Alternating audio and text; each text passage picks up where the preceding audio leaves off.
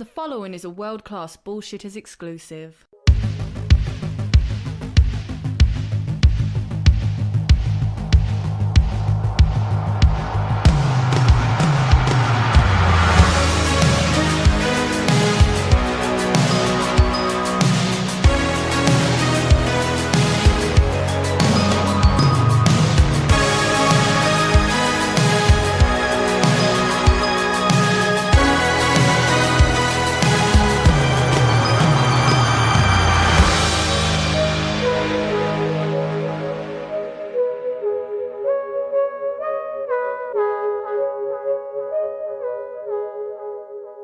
Good morning, pop culture. We are live. It is Monday, July 8th, 2019. It's 7:49 a.m. and it's time to start your day off right with Good Morning Pop Culture. It's summertime. So about a year ago, we started Good Morning Pop Culture, and I thought there's no better time to do it again than over the summer, when people are up late, up early, up all the time. So today, I'm back from vacation. I'm going to be talking about a few things. And we're just going to have some fun this morning, as we always do on Good Morning Pop Culture. So like I said, I am back. I've been away for a solid week. I went to hang out with our friend of the Fandom Menace, Jessie Milestone. She's a fencing judge. We had a great time. There's just one problem. My liver cannot handle it. We drank too much beer all the time. But I'm having a cup of coffee in the big time. And I'm going to be, cleansing my body, because if I ever hang out with her again, I'm going to need it. That was some intense shit. But I did get to see Spider-Man. I'll be answering all your questions about that movie. I am going to put out a review. We did our live stream, but as you know, the algorithm's funky, and I don't want, we're already having issues with the channel as it is. So let's see who we got so far. We got good morning to Charles Conover, Cancer from Uranus, Coke Man, Triple Skip, Duarte Piera, St. Vacos, LaHook, Andrew Bomer, Steven12625, Megatron95, Samuel Aragon, and Andy from the UK So what's up, everybody? I know more people are going to be filing in a moment, so that's when we'll start the topics a little more. So, if you're out there wondering, what happened to the Good Morning Pop Culture that was promised after the High Council? Well, I posted it publicly. I'll say it again for those who may have missed it. I went to do the show. I got up, I had everything prepared, and I even went live. But my microphone was broken. So that kind of sucked. But I got a new microphone that day, and then we just had stuff I couldn't do it the rest of the week, and then I was out of town. So I might do a couple this week to make up for it. So just make sure you guys have your little bell notifications turned on to all the way, so we can figure out when I'm live. That would help a lot. The Pui, thank you very much, the Pui, since the super chat that says, hey. Well, hey to you, the Pui. Thank you very much, the Pui. You're a staple of Good Morning Pop Culture. Thank you, Metalhead Zaki, and the third turd as well, so you're able to listen to us live. Yeah, we're doing it live, Testify HD, just like we always did. But yes, that's where I was. I was away in Columbus. Spider-Man was good. Don't worry, I can nerd out on about it later. But there seems to be a lot of stuff that I've missed out on because I've been away. I know the Spider-Man Gravestone issue, which I have put out a video, so for those out there that are like, oh, Jeff, you gonna cover that? I already did. Feel free to watch the video. I will reshare the link so everyone can check that out. And then we also have the Black Little Mermaid fiasco, and, we're getting ready for Comic-Con. There's all kinds of stuff happening right now in geek culture and entertainment. And I'd like to think that some of the most heinous stories leak or get big over a holiday weekend when not a lot of people are paying attention. And then, when people get back to work, other things will pop up in the 24-hour news cycle. So hopefully the right people hear this stream, and the right people can, get to Disney, get to... it's actually just Disney. It's weird. It's all the bad decisions just come from one company. But, as I said in the video proper, the one company owns so much of the entertainment landscape, and anyone that says, well, it's a good thing they buy it up, really think about it. They have weird, archaic policies. The kid was denied his headstone, Spider-Man headstone, because of a Walt Disney policy. Yet Iron Man could get one. That's hypocritical. There are all sorts of problems with them, and well, we'll just continue to talk about them.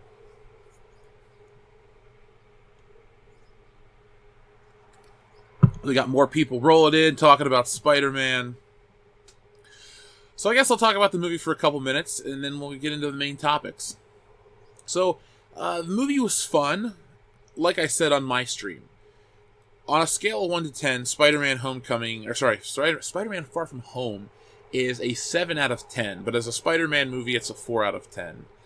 There are a lot of elements in the film. Like, the film itself is fine. It's funny, it's well-paced, well-acted, funny, again, because I just said that.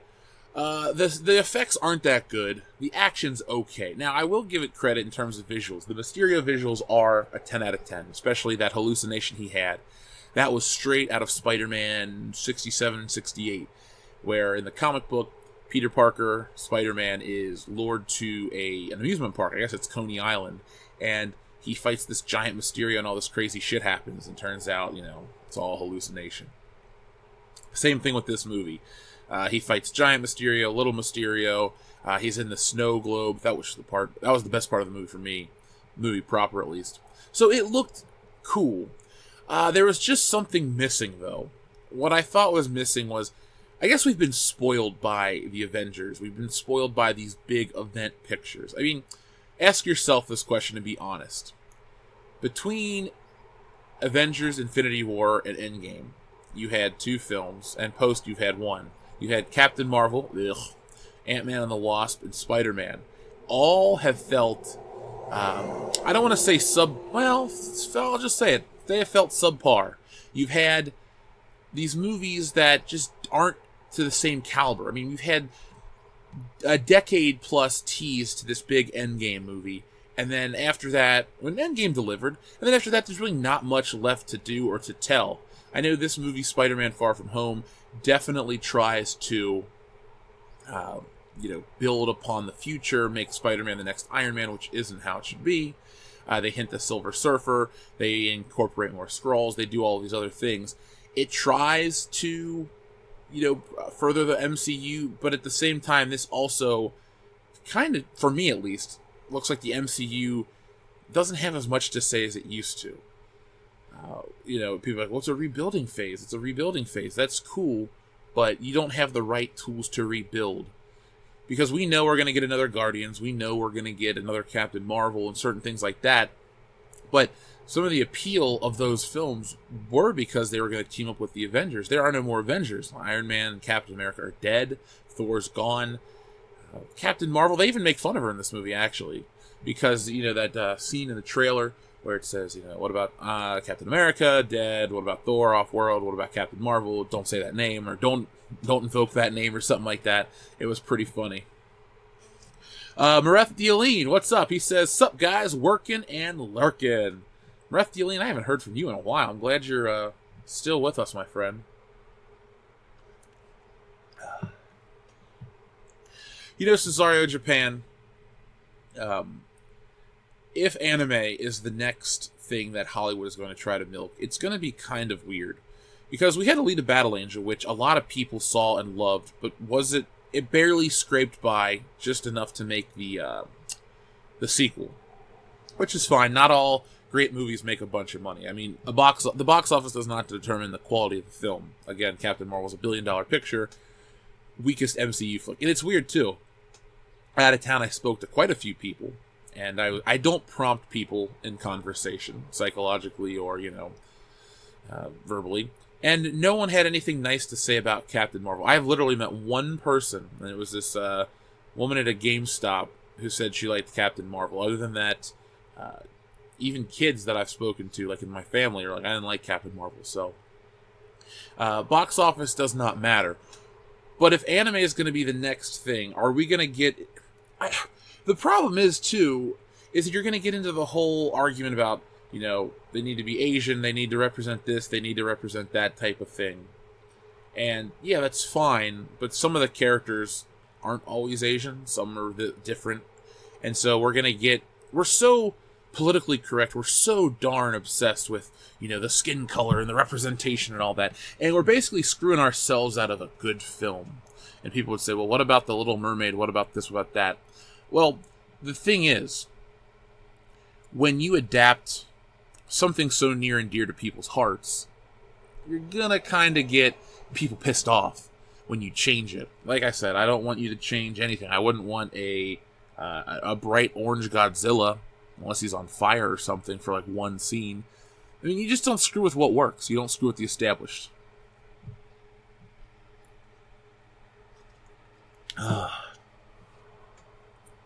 Yeah, Hollywood better not touch anime. You're going to get a lot of people come out of the woodwork to defend it, and rightly so. You gotta speak up when you don't like your entertainment. Speak up. Don't just not give it a thumbs up or something.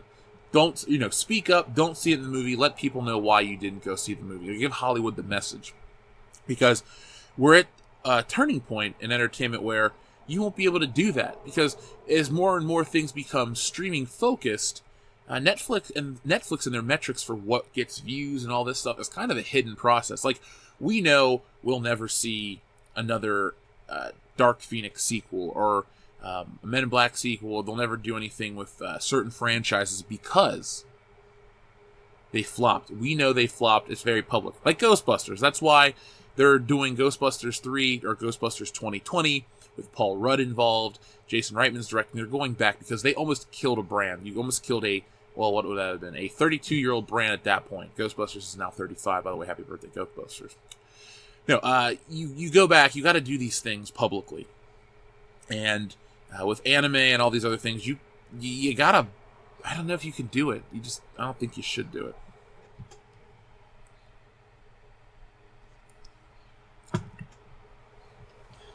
Yeah, video game movies too. Not. So he said Gabourey Sidibe should play Goku.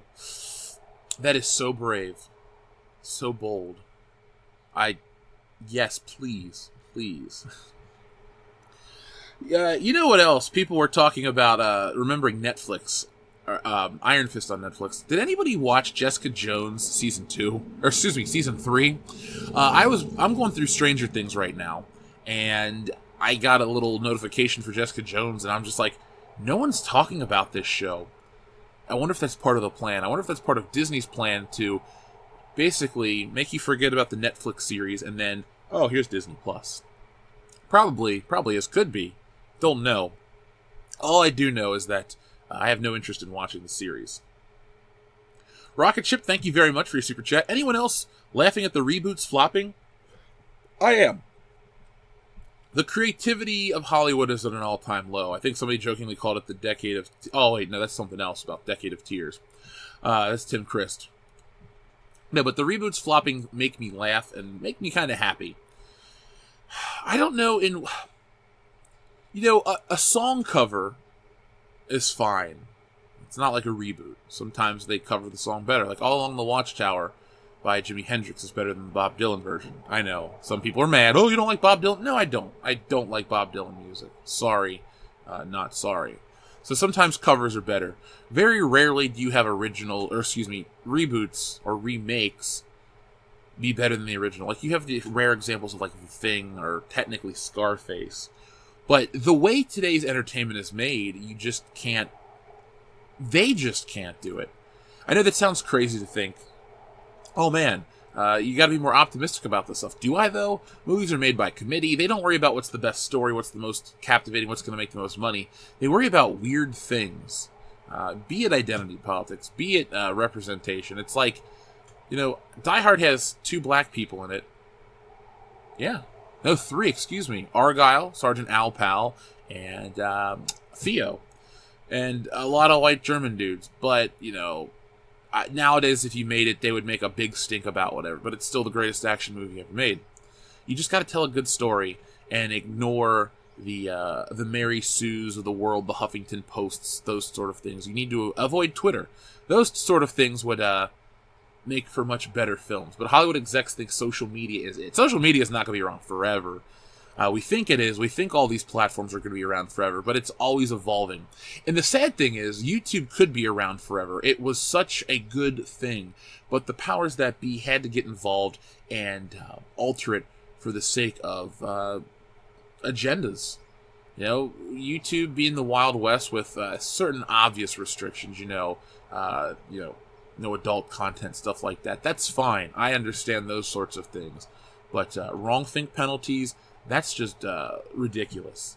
And, they're going to basically move themselves out of a platform that really was the people's platform. I'm able to do this and turn this into a full-time thing and build a community, build an audience. And it's going to get destroyed for what? Stupid people out in California. That's all I can say. I did watch the Astartes on YouTube. Yeah, I watched all that stuff. So I put it on YouTube, and then I ended up watching a bunch of Warhammer stuff. A lot of dudes in big suits. I think there's this women with the red hair. Very neat, very visual. If you could make a movie that obviously is very story driven, but has those visuals and just has big battles and war, I would go see that. I don't know anything about Warhammer. I'm not going to start buying the game, just not, because I don't have time. But I thought it was very cool looking. So I finally got around to that before I went out of town, and I enjoyed it quite a bit. If they rebooted American Pie into today's culture, it would end up being a bland mixed fruit pie. Yeah, it'd be a Hostess fruit pie. Ugh. Yeah, you could not make... Well, you know what, for a minute before we get into the topics, let's think of some movies that you couldn't make today because of the climate we live in, the self-imposed climate we live in. I can understand if things evolved naturally to this point, but it's very much not natural. So you couldn't make American Pie because you can't make raunchy sex comedies. You couldn't make an Animal House or Revenge of the Nerds. You couldn't make... trying to think. You couldn't make a Beverly Hills Cop because people would say there are racist undertones, even though they're stupid. You couldn't make a Mel Brooks movie, you damn right. Tropic Thunder. There you go. That is a film you couldn't make today, which is weird because it's only 9 years old. No, sorry, 11 years old. It came out in 2008, not 2010. So it's an 11-year-old film. It has so much to say. I think the reason you couldn't make that today is because it would embarrass Hollywood. Tropic Thunder is so smart and so well done. And a lot of people just know it from the meme, with the Robert Downey Jr. face meme, which, it's fine, it's one of the best parts of the film. But every actor, every character is interesting, engaging. I love that movie. That is a top 10 comedy for me, definitely. Like, certain films, I don't know if they're a comedy. Like, is Back to the Future a comedy? Is it a science fiction film? What is it? So I don't know where I would rank that on the list. But Tropic Thunder is a straight-up comedy. And, like Lethal Weapon, is that a comedy or an action film? I don't know.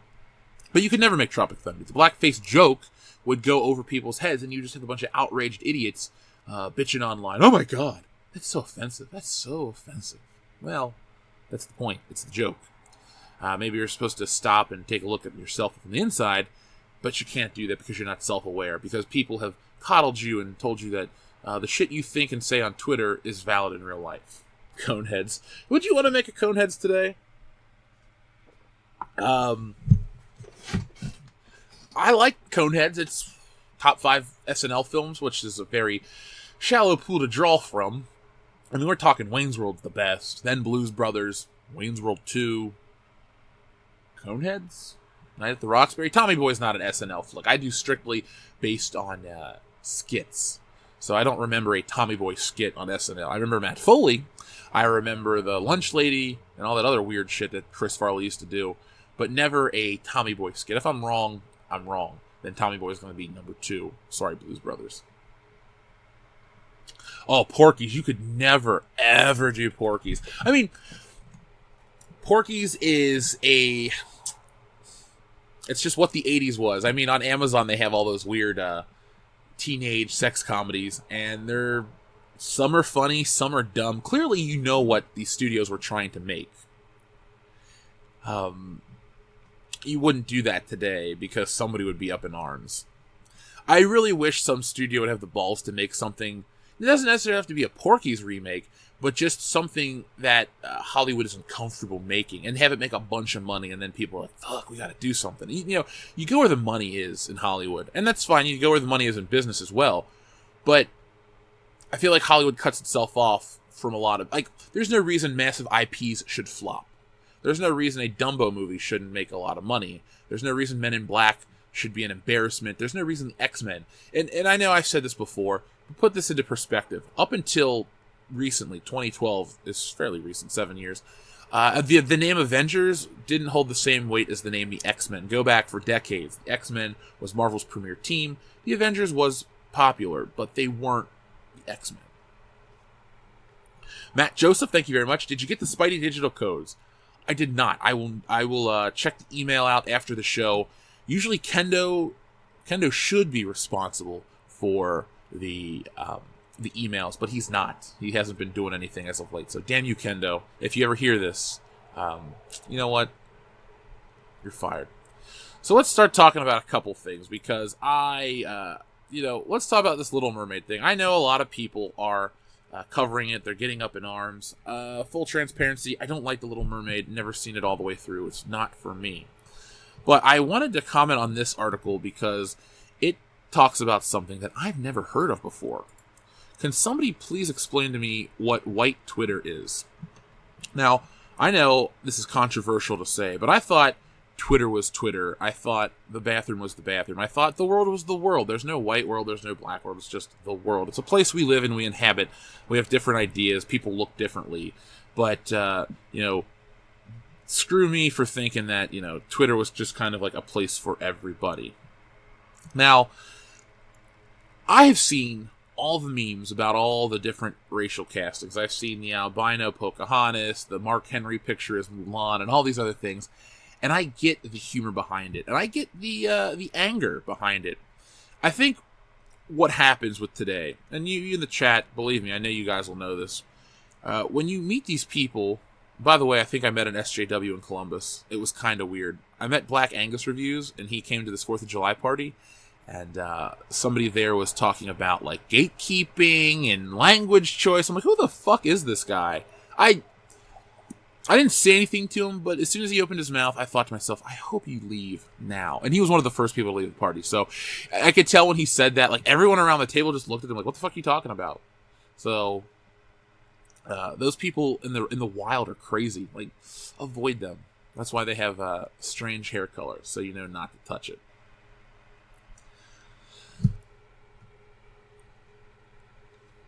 Grand Inquisitor, you're not that late to the party. We got a normal start time. With the summer and YouTube being what it is, people aren't getting notifications. I have had to contact YouTube. It's kind of frustrating that for some reason people haven't been getting my notifications for months. And it's not just like one or two people. I went somewhere on Saturday and 3 separate people who subscribed go, did you stop making videos? Then I got emails about it. A lot of listeners have been reaching out about it. So hopefully they get this adjusted soon. Because I'm tired of, we got an audience of 126,000. Let's get 126,000 people watching this shit. So, where I am, it's 8:11 in the morning, Chase from Earth. So, thank you. So, this white Twitter controversy about The Little Mermaid, do they do it for the clicks? Because I don't think you're going to get yourself a lot of views in the movie theater. It's like with the Buffy the Vampire Slayer thing was it last year, when they talked about the black reboot and people flipped out. Why mess with the identity of these characters? If you made a Little Mermaid and called her, I don't know, not Ariel, how's that for a name, and you change the characters around, then you could maybe, because there's more than one mermaid. I don't even care how mermaids procreate. It's not really a thing for me. It's not important. I don't go, I wonder how mermaids can mate and do this and that. Because they're fucking fake. They're fake. But I just stick by the standard of, if you're adapting something, adapt the way it looks. So, Spider-Man. Tom Holland looks like Spider-Man would look. I will give him that.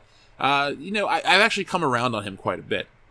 I used to say he's great in his non-Spider-Man movies. So, Civil War was funny, Infinity War, Endgame, but not Homecoming. This movie changed it. I liked him. I thought he did a good job. He's a much different character than I would have... no, he was fine. The world around him was much different.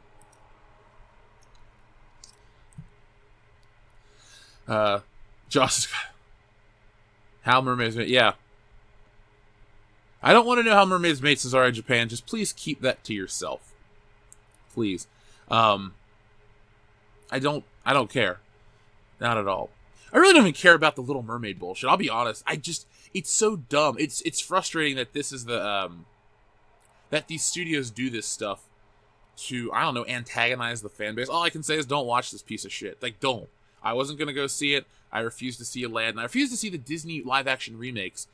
And by the way, how can you call The Little Mermaid a live-action remake completely when it's mostly, like, okay, like The Lion King. That's all CGI. Is there anything live-action? Like, maybe they went and shot, like, location plates, but I don't think they got lions and trained them and did all that stuff. I mean, they could have, and I could be wrong, and I'm probably not. But I'm almost positive that all they did is just CGI everything, and then they're calling it a live-action remake. No, at least with Aladdin, there were actors. Will Smith sat in that chair every day for 12 hours to be painted blue and have smoke come out of his ass. That's dedication. Will Smith, you at least deserve an MTV Movie Award for best effect. But Aladdin did make the money. Lion King will probably make the money. Little Mermaid, I don't know, because with Aladdin, they went the distance to, we have to have this actor look like the characters. And they did. They made him look like the characters. There was not much issue. Maybe somebody said they weren't the right ethnic background, but they looked like the character type of thing. I mean, this lady looks the furthest from The Little Mermaid. I do think of the cartoon and the Under the Sea and all that other dumb shit and the gold penis on the box. Which people go, what's that mean? Look it up. Disney used to be dirty. It's funny. You went from dirty Disney to evil Disney. I'll take dirty Disney any day of the week. They used to hide nude stills and the rescuers, the controversy about the Lion King with the word sex and the clouds, all that kind of stuff. The Little Mermaid and the priest boner, like all these things were different back in the day. And I guess for some reason that just seems less harmful than the shit that goes on today, because the shit that goes on today actually divides people and causes problems, and just Hollywood's just sitting there laughing. It's like some odd social engineering. I don't get how that benefits anyone.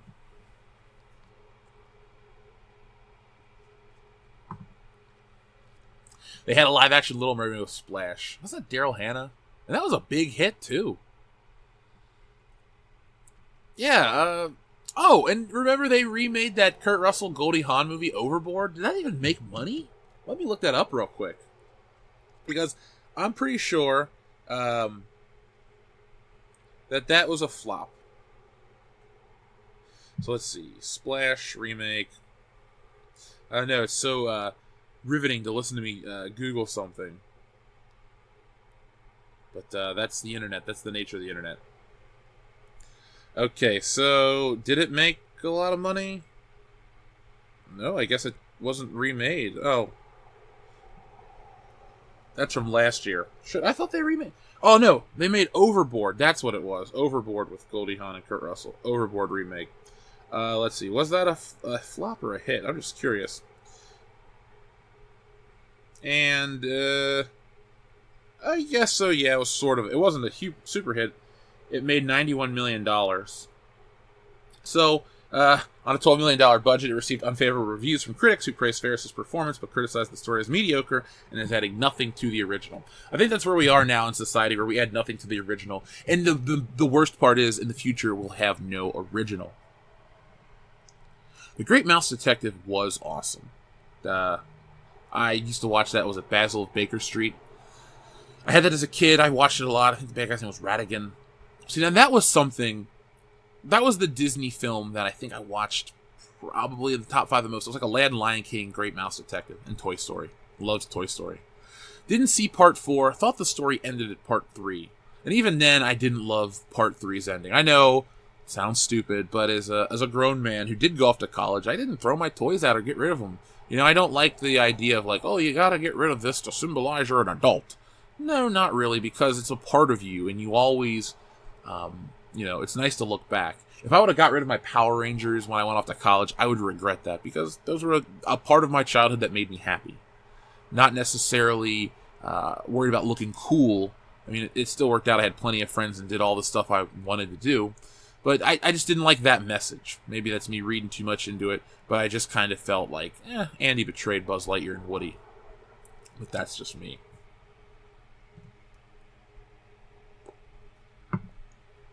So there is some distaste for Toy Story 3 in the chat. Well, a lot of people loved it. I will say the part in the incinerator was damn fine. I remember looking at my friend thinking, wow, I really care about these toys possibly melting. When in reality, I've watched countless videos of Rose Tico getting melted and all this other stuff, and I'm just thinking to myself, whatever, she died. She melted. I once taped her to the lid of a toilet seat. By the way, I have been rearranging this office slowly. And I have so many Rose Tico figures, I don't know what to do with them. So, if you have any recommendations for a Rose Tico evacuation plan, like I was thinking at one point, I'm like, I should just launch these somewhere, but no, I got to do it for the channel. And Ethan doesn't have his trebuchet ready, so if anyone has a trebuchet out there, P.O. Box 5069, Cincinnati, Ohio 45205, care of World Class Bullshitter Show. I'd appreciate that. Dean Domino, I will be on the EFAP next week with Mahler. He has already reached out to me, so that's one of the benefits of being a YouTuber, hanging out talking to other YouTubers. So when he does that, I will be there. Mahler's fun. I'm trying to get somebody who's actually reached out and wants to be on the channel is Razorfist again and Robot Head. So I'm going to talk to those guys and give you guys an Avengers-like assembly of your favorite YouTubers. You know, Fandom Menace is growing, it's great, but I want to get some other people involved too.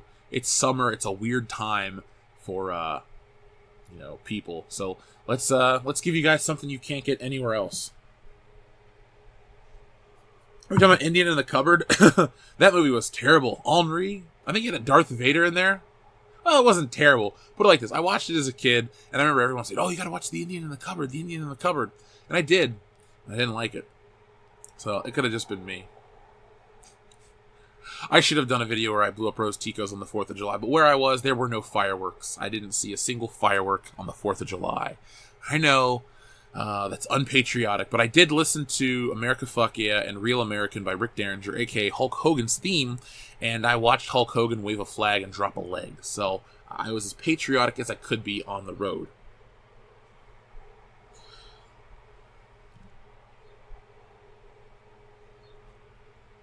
Oh, the hate monger of the Toxic Brood. Thank you for telling me that I rock. I appreciate it. I'm putting in the time and the effort, and you guys are definitely receptive, and I appreciate each and every one of you out there. Like I said, this is a group effort. We make it, and then you guys watch it and spread the word, and we help inform you guys and entertain you along the way. I know Good Morning Pop Culture isn't the zing fest that some want. I mean, I can talk shit about anything. You pick a topic, I'll make fun of it. Maybe that should be part of the morning show. All right, folks, pick a topic, and I'll make fun of it. But yes, Hulk Hogan's theme song is a great workout. I do enjoy it. And Sleepy, thank you for the $1 super chat. I appreciate it.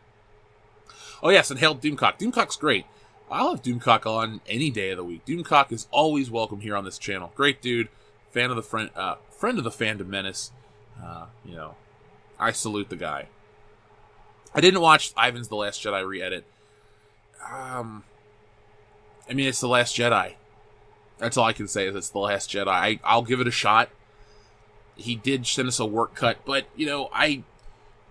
at the end of the day, it's still gonna be The Last Jedi, which I support his project, and I will watch it and tell you what I think. I mean, unless we can go back in time and just basically remove Rian Johnson from existence and have another director. You know what? Rian Johnson can live. We know what can't be done? Disney buying Star Wars. That's when we just kind of pull it back and not let it happen. Yes, I did watch Astartes. I did watch the Warhammer stuff. Well, I make Mahler an official member of the High Council. That's just not up to me. It's an Ethan and Jeremy thing. But he would have to be present all the time. The High Council requires a constant presence. And Mahler lives in the UK, which is 5 hours ahead of us. So by the time we go live, it's 2 a.m. No, it's 2 a.m. So it's going to be a hard pull.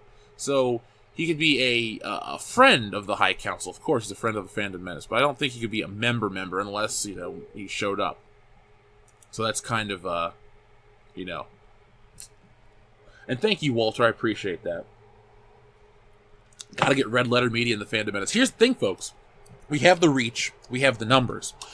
We need you to constantly bombard them, Yes, they know who Jeremy is. They put his little scream in a video and today.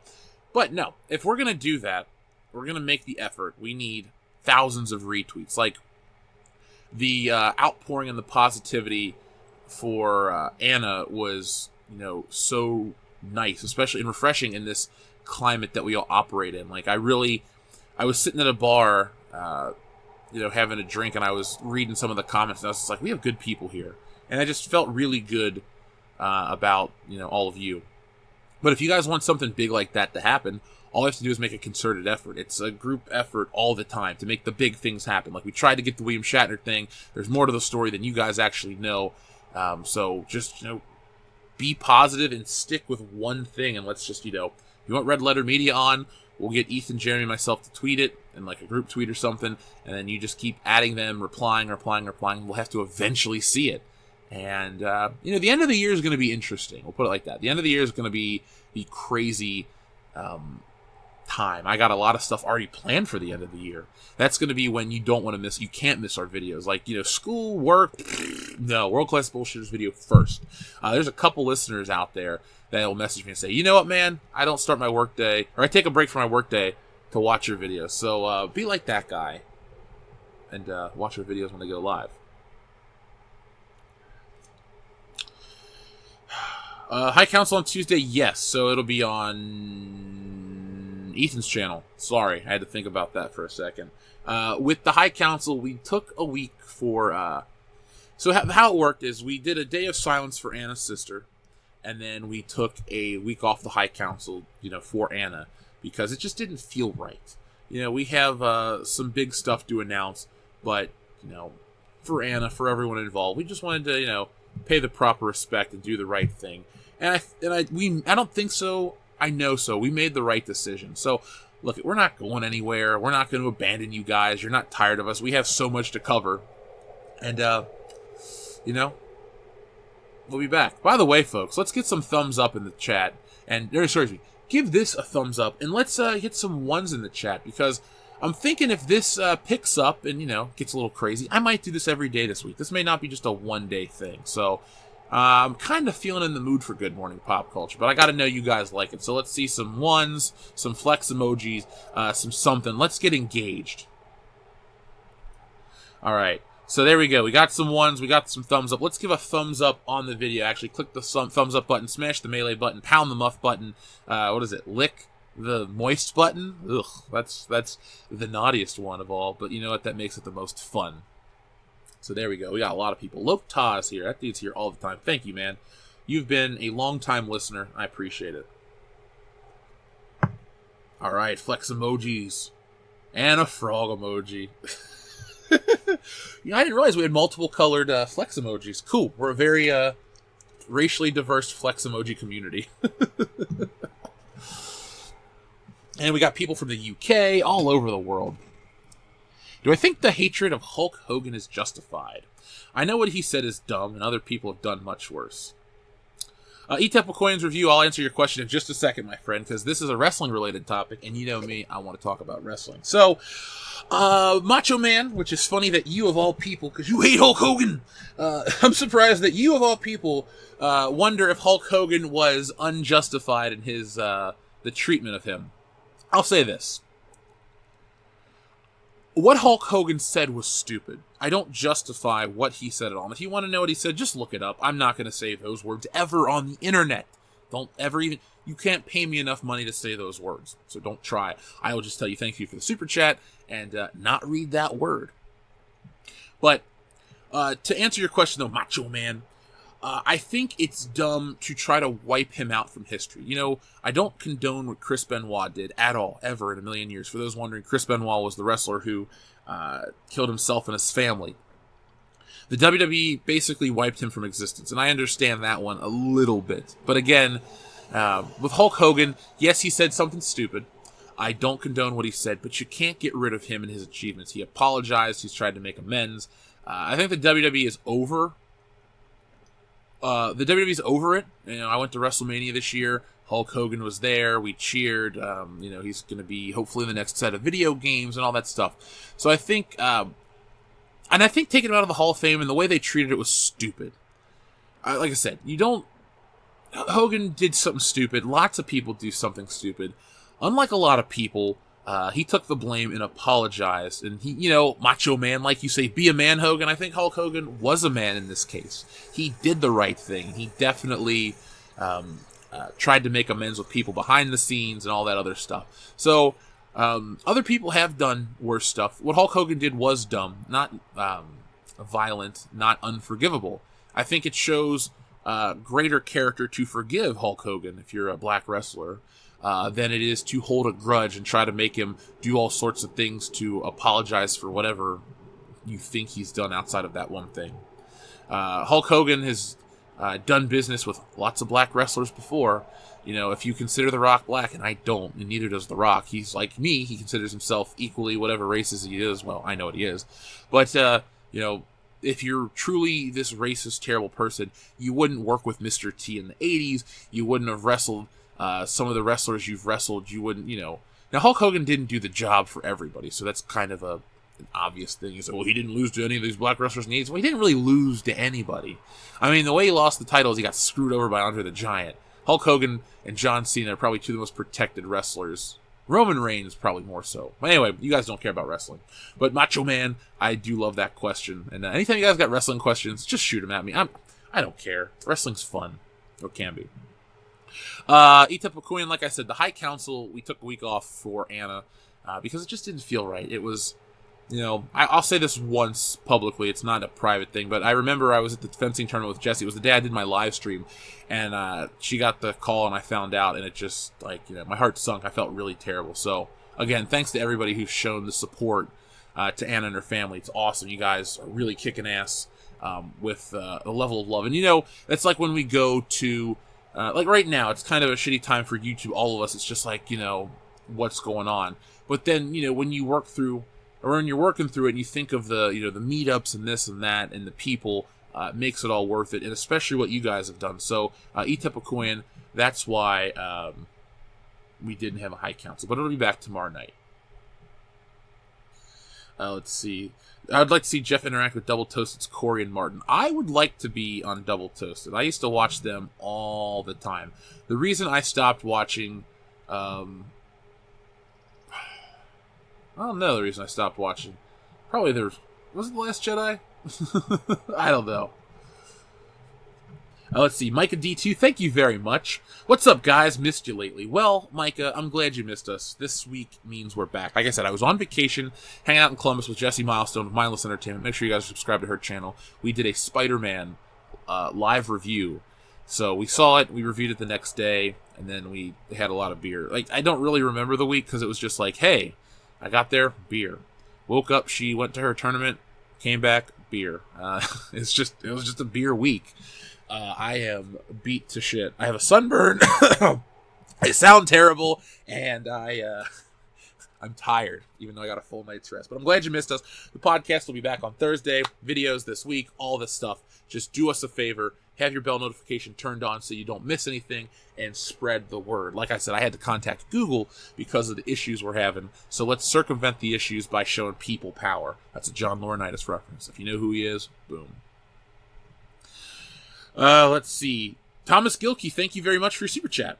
What is your Mount Rushmore of WWE? I didn't get a notification on this stream, I didn't get a notification on this stream, and all I have is the bell rung. And I have the bell rung. So I think you have to turn it to all notifications on the bell. I'll have to start getting the word out for that. We'll start talking about it on the High Council.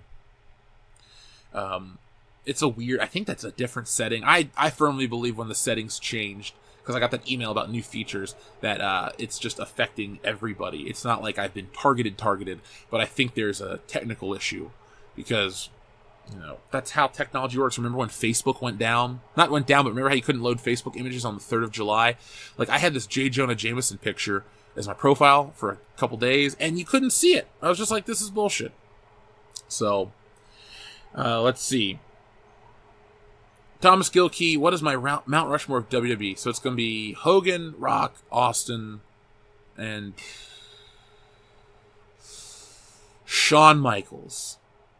I think I'm going to go there because you have the 80s and the 90s and the early 2000s all represented. People say, what about John Cena? I think John Cena is overrated. I've softened my stance on him over the last couple of years, but you got to do something, more. And now, if you were going to do Mount Rushmore of all wrestling, I would throw Ric Flair on there, but not a WWE Mount Rushmore, because if you look at his career, comparatively speaking, Ric Flair did a lot in wrestling. Was he a minimum of a 16-time world champion? But in the WWE, he won the 92 Royal Rumble, which was cool. Didn't even main event a WrestleMania. Evolution, that stuff later in his career. I mean, Ric Flair is one of the all-time greats. Top 5. But in terms of WWE career, I wouldn't have him on the Mount Rushmore wrestling. So, Rock, Austin, Hogan, Shawn Michaels, that would be. No Roman Reigns. I should read all of your messages, Macho Man is the Macho Man. What? No, I can't do it. It's too early.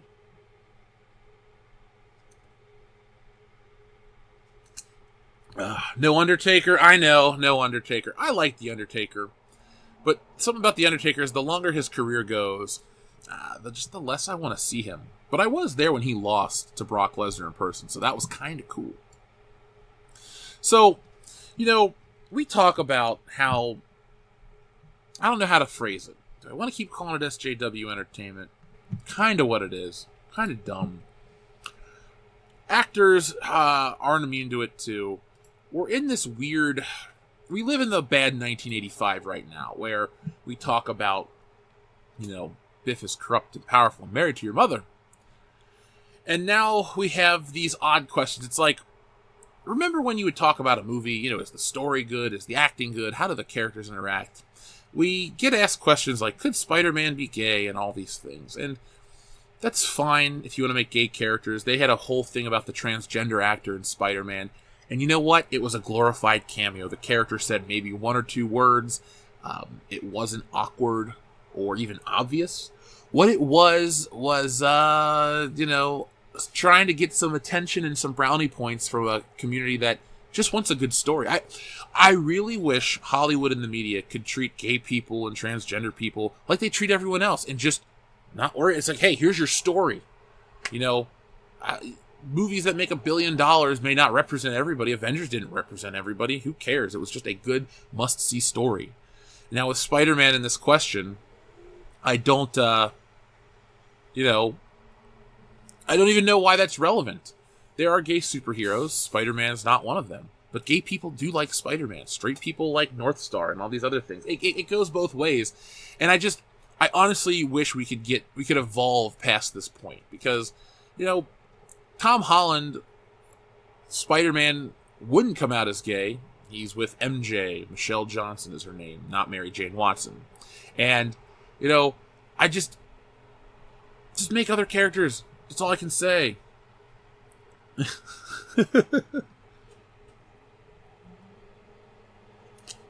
I hope he doesn't become like Miles Morales. I am not a Miles Morales fan. For me, I don't like legacy characters having, multiple people take up the mantle. When I was a kid, I got burned because I wanted to read Superman comic books, but Superman was dead. You know who we had? We had the Eradicator, we had Cyborg Superman, we had Superboy, we had Steel. Steel was cool until I saw the movie and I never picked up another Steel comic again. We also had in Batman, Jean-Paul Valley was Batman, not Bruce Wayne, because Bruce Wayne was at home with a broken back. He didn't win any gold medals with a broken frickin' neck. And so, with all of these things happening, you had a very, very hard time to get into certain characters for me as a child. And Spider-Man did have the clones, but you also had the cartoon and other things very early on in my life where Spider-Man was Peter Parker. And I just don't buy any other version. Simplicity is best with Spider-Man. You don't need, an Iron Man level suit with technology. It's just a guy in spandex overcoming the odds with his smarts and his limited technology. I mean, if I was making these movies, Spider-Man would have spider tracers. I mean, with the smartphone, you could do a lot more. So I would have smartphone integration and stuff like that. Like the video game had a pretty good balance of like high-tech suit, but also, basic suit. It's just spandex. It's going to get ripped up. It's not going to withstand fire or gunshots or anything like that, Like Spider-Man would say, punch me, I bleed. Yes, you will bleed a lot. One of the coolest moments from the first Spider-Man film is when the Green Goblin's pumpkin bomb blows his face off, mostly his mask, and he just screams and gets the shit beat out of him. I know it seems like we harp on it because we're old to some people, but the spirit of Spider-Man was captured 17 years ago. Today, not so much. Why? Because it's a choice. And I hate that kind of stuff. The Warhammer movie is called Ultramarines. It flopped. There's a new official animated series coming out sometime this year made by the guy behind Hell's Reach. I'll check it out. I'm open to more forms of animation, just to sit back and watch it and have some fun. Like I said, I watched all that stuff that was recommended, the Astartes thing. I liked it. I don't know if it's going to make me a Warhammer fan to buy anything, but visually it was cool. Let's see. Sorry about the garbage truck in front of my house, folks. It's garbage day here in my neck of the woods. Andrew Garfield was fired because he wanted Spidey to be woke. No, Andrew Garfield was fired because he didn't show up to a Sony press event. That's the big story. And I am so happy he was fired. I try to be positive on here, but damn it, I hate the Amazing Spider-Man franchise. They're garbage movies. The first one's stupid. Oh, it's going to be dark and edgy. When was Spider-Man dark and edgy? Yeah, he may have been, he may have stopped Uncle Ben's killer at night, but his next adventure took place in the day. Spider-Man is an equally daytime, nighttime villain. He's not Batman. He doesn't have that kind of chip on his shoulder. He has guilt on his back. And I didn't feel that with Andrew Garfield. I felt like he was too perfect to be Spider-Man. Tom Holland, like I said, I softened on him, but he's still, Spider-Man's always meant to look like, women like him type of thing, but he's still too nerdy. Yeah, maybe Tom Holland's a decent blend. This movie made me like him a little more. Well, Rugis, you're late to the party. You didn't miss too much. We haven't even had our first hour yet, so we're just kind of having fun. Good Morning Pop Culture could be back. Depends on how well it does.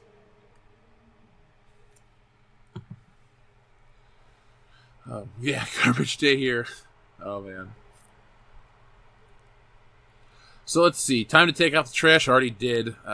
We made fun of The Little Mermaid. Did we make fun of The Little Mermaid? I feel like it doesn't even need to be made fun of. It's just so absurd. It's like, I guess I rely too heavily on people's, common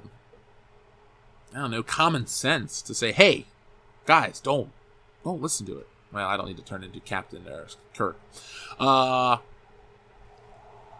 Let's see. Nick Reicade on the High Council. That'd be cool. I'll talk to Ethan and Jeremy. Well, I don't have to. We get our own guests, so it'd be fun. Whatever you guys want, we want to entertain you. That's, we do work for you. Or the People's Podcast. Well, my show is, at least.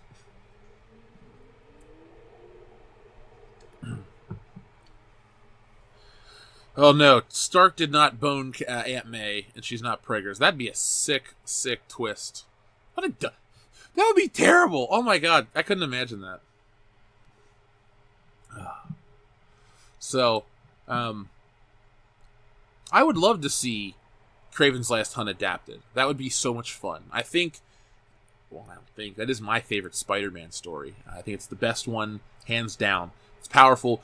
My only complaint with a lot of these great Spider-Man stories is you have to build. Like, I really enjoy... there's a person driving in their front yard. Okay. Like, I really enjoy the story a lot. Love it. But my complaint is... Or my problem is you have to build to the black suit because you have to have the visual of the black suit.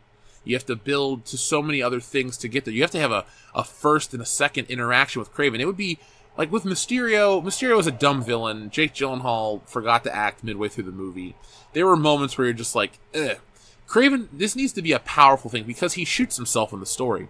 And if we're going to have that, well then, damn it, we need to, do more. We need to build to it.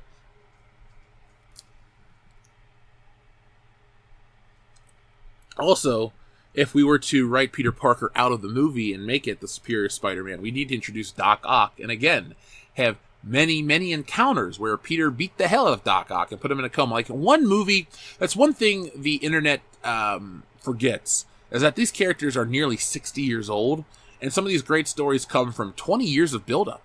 You know, Kraven the Hunter debuted in, the second year of Spider-Man? Maybe first. What is he, issue 13 maybe? So that'd be, and that series was bi-monthly. So let's say in the third year of Spider-Man, Kraven the Hunter debuted.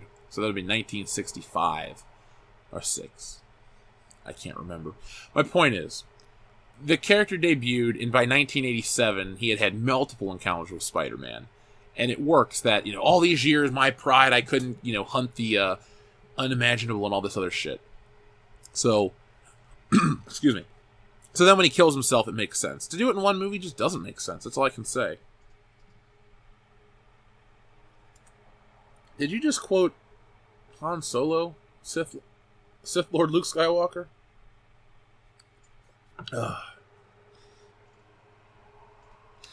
So Frogdalus does not like this film. So I will do a review proper.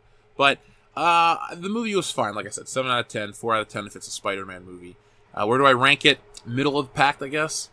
I'm not going to do the Infinity War, Civil War like IGN did. Just if it's a Spider-Man film, that's where I'm going to rank it. And this one's not as good as Spider-Man or Spider-Man 2.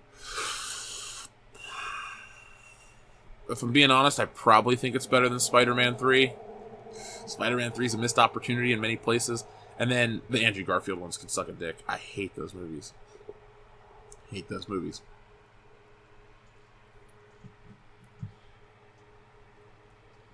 So, people are slowly moving in. I hate this lack of notifications because we got... actually, we have 327 people watching right now. That's not terrible, actually. We got 177 thumbs up. Let's hit that thumbs up button, folks. Help spread the word of Good Morning Pop Culture. Now, you got to catch these live so you can interact with me. It's the best way to do it because I take painstaking effort to make sure that we have a conversation. More than just a dialogue, a big group fun. A good way to spend your morning. But these do go away from this channel as soon as I go off the air. So make sure you catch them live. If you can't catch them live, well, they'll be archived somewhere. Maybe the Good Morning Pop Culture channel. Maybe the YouTube, the Podbean stream. That's a yes for those wondering. But that's awesome.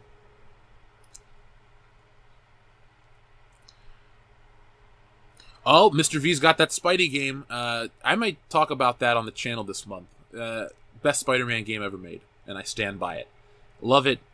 I used to say that the 2000 Spider-Man game was the best one ever made, but and Spider-Man 2 was fantastic, as well as Spider-Man 3 the game. People always shit on Spider-Man 3 the game and say, "Oh, this is a terrible game. It's based off a terrible movie." Blah blah blah blah. The execution of the game is about as fair, as equal as number 2. The web swinging slightly better. I mean, obviously, I'm not going to compare the graphics too much because they're different console generations, but Spider-Man 3 wasn't a terrible game. It's as monotonous as Part 2. I just don't understand the criticism on one because I guess it's more groundbreaking than the other. To be fair, Grand Theft Auto 3 was more groundbreaking than Vice City, but Vice City is just a better game in every aspect. Yes, I consider the film better than Homecoming Sketch Therapy by a lot, actually. I had fun with this one. Homecoming, I kind of had my hand in my head.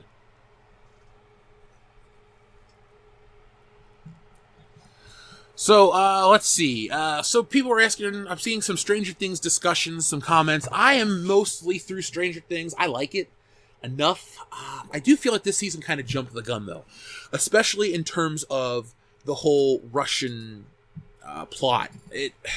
To me, Stranger Things was like a nice modern retelling of 80s sci-fi and horror rolled up into a really nice package, and now it's just becoming too cliched. I'm not angry with it. I didn't pick up on too much agenda yet. I'm sure it's in there somewhere. I got a video I'm working on. I'm not going to tell everything about it because I got to get you guys to watch them somehow. But basically, I think we're at the end of 80s nostalgia and its value. Like, you can't really cash in on 80s anymore. Like, when I was watching this season of Stranger Things, I was thinking to myself, this is all good. But, you can only put so many 80s songs over a montage and make it feel fun and cool. And I think Stranger Things is the end of that. We'll find out. We'll see how you guys feel about it. But some people don't like it, like our buddy Keith in the chat. So, oh, it's gone woke apparently. I guess I'm in the middle of drawing and doing other things when I have it on. So, by the way, of the big batch of pages I've received, I have a handful back from the colorist. So I'll be posting an update on the comic this week. I have to censor certain panels because spoilers. I don't want to spoil it for people that are gonna, want to get involved in the other printing. But it's gonna be fun. You guys are gonna have something to look at, and you'll love it. If Stranger Things 4 will be National Lampoon's Vacation, I can hope. I would love. I was wrong about one thing though. Unless they do it later in the season. Well, yeah, they would have to do it later in the season because Back to the Future wouldn't have been out yet. But I'm not seeing a lot of Back to the Future shit. But then again, that movie comes out later, or maybe the second week of July 1985, and this is 4th of July 1985. So they have to. But it was cool to hear the Neutron Dance from Beverly Hills Cop. That was nice. Maybe hear Axel F later would be kind of fun too. Oh, Superfan Adam Shaw has changed his name to Superfan Adam S. There we go. Boom. Glad you're still with us, man. It's funny. You hear from people a lot. They go away. They come back. It makes me feel good that they always return back. So, Admiral Tiberius, thank you very much for your super chat. Good morning, Jeff. Glad to hear from you this morning. You, sir, have become a meme. That's memorable, huh? I also bought a pop the other day. Forgive me. Well, I'm not the one you need to ask forgiveness from. Yeah, that's Logan Michael in terms of the Funko Pops. But I won't hold you accountable. Sometimes there's cool ones. I got Axel Foley. I enjoy that. By the way, I need to edit it. It's all filmed. The P.O. Box stuff, I'm so behind on so many things, and I apologize. But I will edit the P.O. Box stuff and slowly trickle it out. I want to have something out for this weekend, so we have something to watch. But I've seen all the memes with Jesse, and now people want us to have like a buddy cop show and all this other stuff. Hey, why not? Why not make our own entertainment? She's talented, I'm talented. We can make something funny. Apparently, people think we seem to get along. It's usually the beer that makes us get along, but oh well. Plus, I've seen the picture of my crazy face that I made, and I was just like, huh. When you're on a live stream, basically the trick is to be like Jeremy and not change your expression. There you go. If you don't want to become a meme, you just don't change your expression and you stare at the camera and you yell. I yell at the camera. You can't see my face right now. But yeah, it was an honor to become a meme. It's just part of the job. I embrace it. And Admiral Tiberius says it was a Warhammer 40k pop for only $5. Again, you don't need to explain it to me. You guys do what you want. I don't judge. What do I have? That's Professor X. Professor X is cool. If you buy a Professor X figure, it's okay. I know. But no, I'm not going to hold you to it.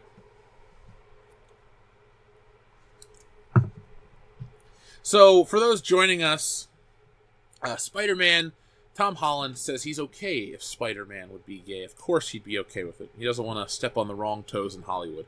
But I think it was Stan Lee that had some kind of edict that Spider-Man would remain white and straight. Isn't it kind of messed up that we have to worry about the characters remaining who they are? I mean, character's identity is beyond just sexual orientation. I wish Hollywood would respect these characters. You know how, like Doomcock says, without respect we reject. Well, it's not even rejecting gay characters. It's rejecting hollow attempts to win 2019 points. The only problem is 2019 points aren't redeemable in 2020 and on.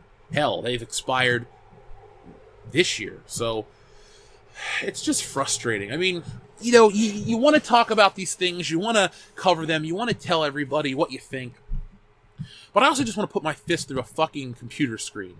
I'm so tired of this shit. Like, I was so happy to be away. The only reason I covered the Spider-Man story the way I did is because Spider-Man's my favorite character, and I thought it was offensively cold-hearted on Disney's stance to, deny the kid the gravestone. What purpose do you have to deny that? Oh, it's Spider-Man. We need to preserve his innocence. What innocence? Let's not forget that it's his arrogance that caused his uncle to die. He's not this like perfect flighty Disney character. I mean, I know he's legally a Disney character, but he is not a Disney character. He's a character created by Stan Lee and Steve Ditko. There's angst, there's gravitas, there's weight, there's all kinds of things. If these people at Disney actually knew what they bought instead of look at the dollar signs, one, they'd look at, well, we have a marketable character that we are going to market the hell out of, but we also have a character who has an infinite shelf life if we play our cards right. And like I always say, I'm the biggest Spider-Man fan. If you can push me out of the hobby of collecting comic books, you've done something wrong. With Star Wars, with all this stuff. Like, I don't want to consume the things I love because the people that own it are dicks. I don't want to watch these things. I don't want to do these things. I mean, I watch some of them for the channel. I don't engage with them because of how crappy the climate we live in is in entertainment. Like I said, we live in the alternate 1985, and I don't like it.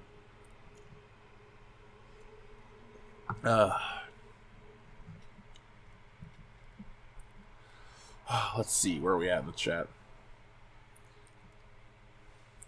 You web up my coffin if you want, Jeff. Well, Sketch Therapy, I hope I'm not going to be in a coffin anytime soon. I'm enjoying my life. I'm very happy to do what I do, and that's the last thing I want to do is be dead, you know. But if I do, contact The Rock, and I want a gravestone of The Rock from the year 2000. All you gotta do is Google The Rock 2000. You'll know what he looks like, and get him to perform at my funeral. And everyone's invited too.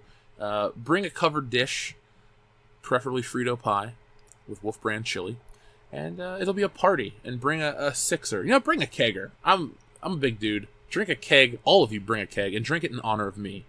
So in the future, when I go away, I would like to think I'll outlive my channel. I'd like to think it. So I think we will.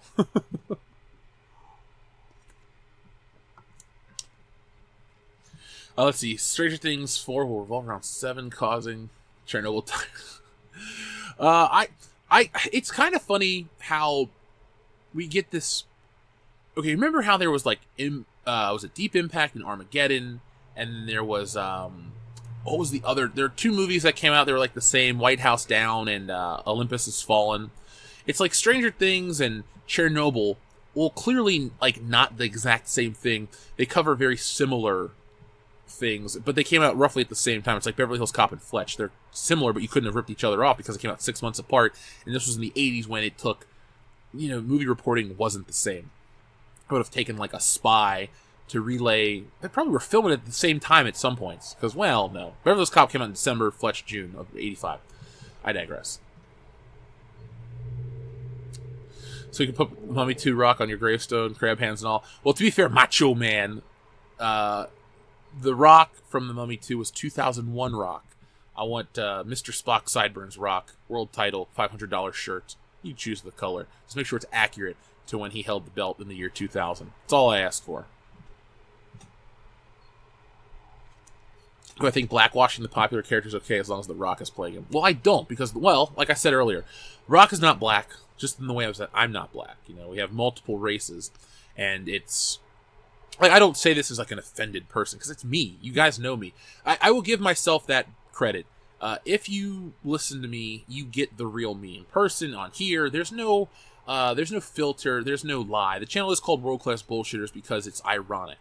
But you get the truest sense of me. But when I say this, there is more races than one with The Rock. There's more races than me. Now, do I want The Rock to race swap any famous characters? No, I don't want anybody to. I honestly think, as a studio, as somebody that buys these rights and properties, you are beholden to make it look. If it's a visual thing, if I wrote a book and I don't really describe my character at all, I just describe their whatever, and you make them look slightly different. It's okay, like James Bond. Sean Connery was, I think, Scottish, right? Yeah, and they wrote that into the backstory. Ian Fleming was so impressed, he wrote it in there because he liked him. So changes like that are fine, but no, Rock can't do it. Action roles, he's The Rock. Let him play himself in movies and just make money, like Hobbs and Shaw. American Myth, thank you very much for your super chat. Stranger Things, bet on nostalgia factor like Disney did with Star Wars. Then they use it as a propaganda tool, betraying the fans. We have to make our own art. Yes, folks, we do. I make my own art. I make my comic books. God, I have low-res samples, but I honestly have to cut out some things because I don't want to spoil it for you guys. But, yeah, we do have to make our own art. You know, we do what we do here on YouTube. We entertain you guys. We're always trying to come up with new concepts. We have big concepts coming soon. But nostalgia is a powerful tool, but eventually it runs out. You know, I bet in the year 2000, when people went and saw Not Another Teen Movie, and they heard Don't You Forget About Me by Simple Minds, and they're like, Breakfast Club, reference, yeah, nostalgia, cool. And then as we move further and further and further, it gets less and less impactful. But then we see like Cobra Kai, and Cobra Kai was awesome. And you get like a rush of not only nostalgia, but with Cobra Kai you get really, really great storytelling. And to me, one of the best hallmarks of a good story is like when the hero becomes the villain and the villain becomes the hero. You sympathize with them because of where they are in their life. Now, Star Wars, Darth Vader, or Luke Skywalker never becomes the villain until we get to episode 8, which we don't talk about, which we can clearly talk about. Just send your questions in. But Vader, redeems himself. I love a good redemption story. That's why I go on and on about Robert Downey Jr. I'm not looking to interview him. I'm not looking for, bonus points or karma points or anything. But I do look at him and go, what a good redemption, a great redemption story. Love a comeback. Love to see that people, can fix their lives and come back and change. And with Cobra Kai, Johnny is kind of the hero. Johnny is the audience in today's woke culture. Johnny is common sense in many ways. Yes, he does have some archaic views, but Daniel-san is a dick and the real villain of the story. And I enjoy that so much. That is refreshing. That is when you can play on nostalgia, when you can take something old and give me a new spin on it. Continuations don't feel as hollow as remakes and reboots. Okay, so for example, if you do the Beverly Hills Cop 4 that I'm dying to make myself one day, no problem there. It's a continuation. We just put the character in the same, the current day, and we make fun of current day. But if you remake it with Brandon T. Jackson and Ice Cube as Detective Inspector Todd, I'm going to have a problem. The Stranger Things nostalgia was cool for a while. I just don't see the same. I don't know the numbers from Netflix. Nobody does. You don't. I don't. Maybe Doomcock does at the center of the earth. But what I do see is smaller merchandise pushes, less discussion on social media. Like I said in the beginning of Jessica Jones, who talked about Jessica Jones this year? Hardly anybody. So these things are, diminishing returns.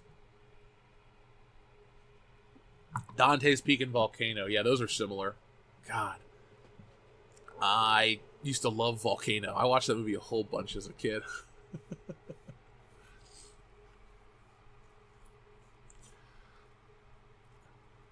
Luke did become the master of moisture farming. Yeah, he developed Kylo Ren, who is a whiny bitch. He's a moisture farmer himself. Let's see, where are we at? I like the monsters and the action. I guess you're talking about Stranger Things Season 3. I like, it's okay from what I'm watching. I'm not into it. I kind of want to watch it right now, but we got a show to do. So, Spider-Man clearly was a success. That's cool. I thought the movie would have made more money.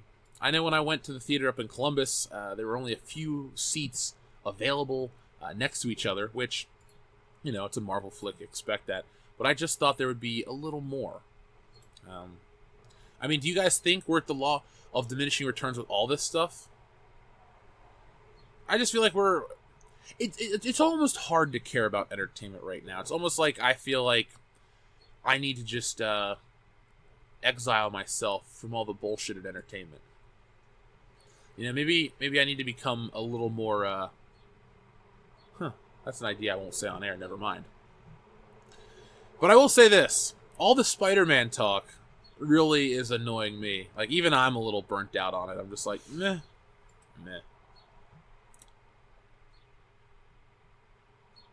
So, okay, this will be an interesting topic to cover. By the way, folks, if you've seen Spider-Man, press 1 in the chat. I want to cover something that's kind of a spoiler. So yes, the Mysterio scene was awesome, Mr. V. I loved it. Loved it entirely. I thought it was probably the coolest moment in the film. And, I recommend people go check that one out.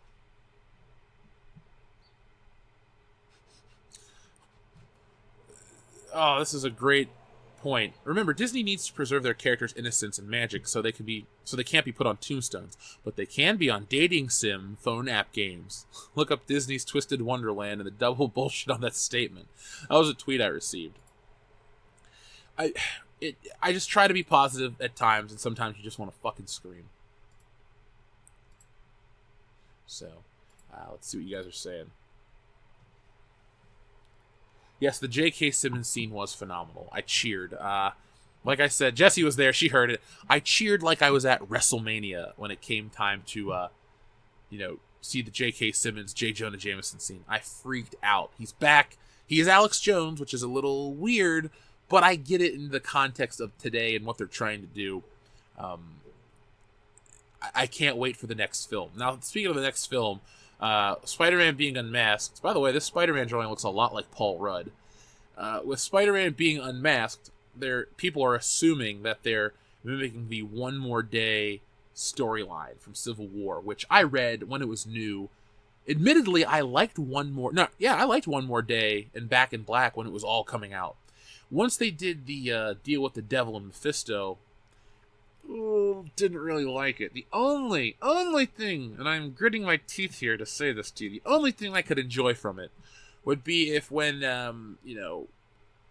if they do the storyline and he makes the deal with the devil, everything goes to like classic Spider-Man. Because they lied to you. There's no multiverse. There's no 616, this, that, and the other. Mysterio is a former Stark employee. Remember Barf, the binary, augmented, reframing, whatever, from Civil War, where Iron Man looks at a young version of himself? That was created by Jake Gyllenhaal and the kid from A Christmas Story. And yes, they've been paid by Stark, so Stark didn't screw them out financially, but they wanted revenge on Tony Stark. They made up this Mysterio storyline, and people bought it hook, line, and sinker. So Mysterio is a hack, but that's how Mysterio should be. And I did like when Spider-Man jumped through the smoke and punched him in the glass dome, just like in the comic books. But I'm hoping we'll get something like that. But with the Thanos snap, wouldn't this be too similar to the Thanos snap to have Mephisto come and wipe everything out? We'll see.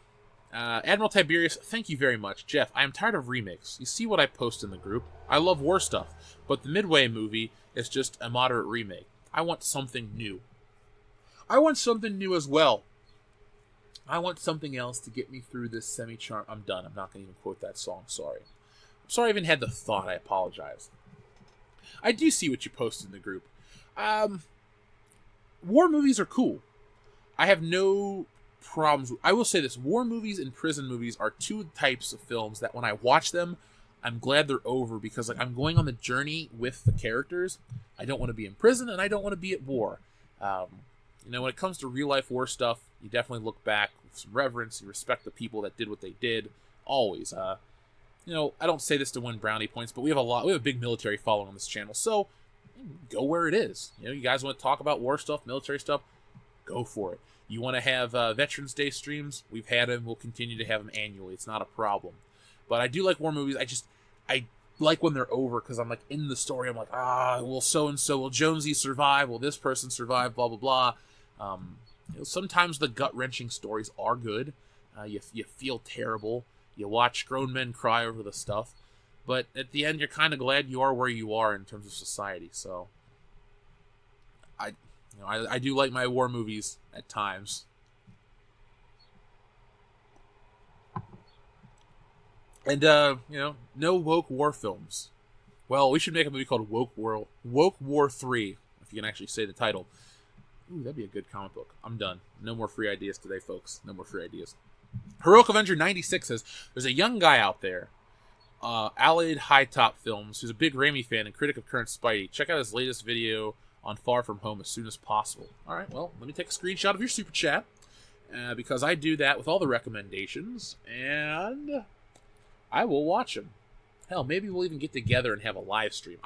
I'm dying to talk with other big YouTubers that love Spider-Man. Spider-Man's my favorite character. I could go on and on for hours. I try not to get into the minutia to bore people.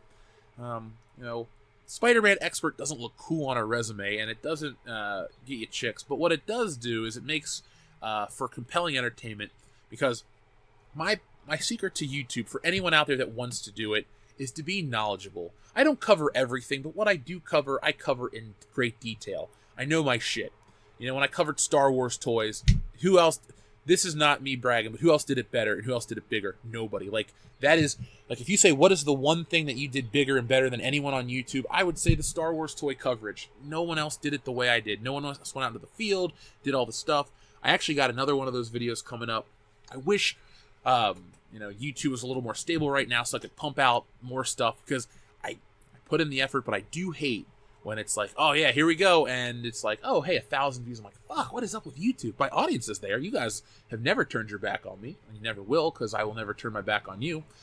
It's just frustrating, but I do have a couple of those classic big videos that are in the works. But you got to know your shit. I mean, what are Jeff's 3 keys to having a successful YouTube channel? Know your shit, respect your audience, and be regular. And 2 of those sound like bathroom-related topics. Whatever, I don't care. You guys get what I'm getting at. Sorry. But I will check out High Top Films. I'm a big Raimi fan. Not just Spider-Man, Evil Dead. I know this sounds dumb, but I've always kind of felt a weird connection to Sam Raimi because I went to Michigan State, because I wanted to make films. On my old computer, I have things I would shoot on an old digital camera and try to tell stories and do all kinds of stuff. I've always wanted to be a storyteller. I'm doing it through comics. I eventually want to evolve into, self-produced skits, movies, whatever I'm going to make. I want to make it, but I just want to tell good stories. Short, compact stories that either make you think, make you laugh, make you feel something, and leave you happy, satisfied, and entertained. And Sam Raimi has always done that for me. Huge fan. Oh, I know Gary is a Spider-Man fan. Gary's cool. I'll have Gary on the channel soon. Maybe I'll see. You know what? I'll do it off air. But I'll message him and see if he wants to come on and talk Spider-Man with me. I'll do it right now, because that would be a lot of fun. What's my favorite war movie? Well, Star Wars doesn't count because it's not a real war film. And Tropic Thunder is a parody or a comedy of a war film. Dirty Dozen? Great movie. I really liked it. I kind of wanted them to all get out and survive and have a happy ending, but not how it happens. So I did like that movie. Platoon's good. I've seen that many a times. Full Metal Jacket, I know the beginning. I can't remember how it ends. I know that's like everybody else. Sorry. But that's the truth with me. Let's see. My favorite Aunt May is going to be the original Aunt May, Rosemary Harris. I will say, Marissa Tomei is a MILF to the nth degree. Love her. But, I don't think Aunt May is supposed to be sexy. That's just me, though. If you like a sexy Aunt May, then watch the new films. I kind of like sick Aunt May. I want Spider-Man to have more problems than, does MJ like me? I want to be a kid. Blah, blah, blah. That is very modern. It's like whatever the next generation after Millennial is. It's like Spider-Man's got to be worried about his homework, his acne, his aunt dying, J. Jonah Jameson trying to get him killed. He's got to be, worried from all aspects. It makes the character interesting. You're supposed to feel better about yourself by watching Spider-Man fail.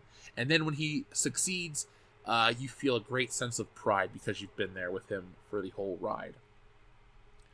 So I'm going to shoot a message to Gary real quick. Because you just guys got to request it. I'll make it happen. Now, I'll be back on Wednesday night with one of our listeners. So our Patreon... one of our patrons, Salvador, you know him. He's a moderator, big supporter of the World Class Bullshitters channel. He requested on the 10th to have a stream. So catch us on Wednesday night. We're going to be talking about all kinds of stuff. But as you know, the Patreon streams are patron requested. So it's your way to talk to me, talk to the audience, talk about whatever you want to cover. So I'm going to guess it's going to be about 8:30, 9 o'clock Wednesday night. So that's Eastern Standard Time as always. Yes, I want to get... Gary is one of my favorite people to nerd out with. Like, Dion is my best friend. That'll never, ever change. But he likes Spider-Man to a certain degree. Me, I like it to a point. It's like Channel Dad Brian Lape is with beer. I like Spider-Man to a point where if I talk about it for so long, it might not become fun to consume it. So, with Gary, I can say, yeah, well, Ditko drew this issue, blah, blah, blah. And you're just like, who's Ditko? Well, Steve Ditko was co-creator of Spider-Man with Stan Lee. First artist on the book. Drew the book for 38 issues. That kind of stuff. Those types of discussions are fun. Yeah, Gary is awesome. We all get along. Like, how certain actors would just deal with each other to, for the shows. You've heard about these people on the sets of sitcoms and like, oh, I hate so-and-so and this and that or whatever, but they do it because the pay is good. Here in the Fandom Menace, we all get along. Like, we're trying to all get together to hang out at one point. So, let's make that happen. I do agree that Uncle Ben was replaced by Tony Stark. There's no mention of great power, great responsibility, Uncle Ben. I don't like that. Tony Stark's cool. I get that. And you're going to feel that he's gone. But at the same time, Spider-Man's supposed to have his own motivations for his heroic deeds. It's just not there anymore. I just don't feel it. The best line of that first movie is, I have a father, his name was Ben Parker, and then Green Goblin's like, Godspeed Spider-Man. See, now that's how you do the father dynamic, where, he had Uncle Ben, he felt lost, he has this mentor in Norman Osborn and all this other stuff, and then, the Jekyll and Hyde dynamic of Norman Osborn, Green Goblin, he turns on him. There's just, whatever happened to the classics in storytelling? There are the classics for a reason. When you adapt them and some of the tropes and ideals and put them in a modern setting, you have some great stuff. That's what Star Wars is. Star Wars is some of its parts. Star Wars is not wholly original. It's Joseph Campbell's myth and basically just a sci-fi fantasy setting. And it works. It became the biggest thing ever. And yeah, I'm going to stand by Star Wars has become the biggest thing ever. There's the culture war that's about, preserving Star Wars. There's all kinds of stuff.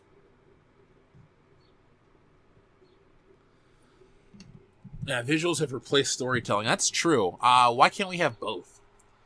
I do love the visuals of, the Avengers fighting Thanos and all this crazy stuff, but I also do love a good, impactful story. What was that movie? Oh, God. There's this movie called, Exam or something. Not the greatest movie ever, but it takes place in one room. It's about a test. I thought that was pretty cool, and it's got no impressive visuals whatsoever.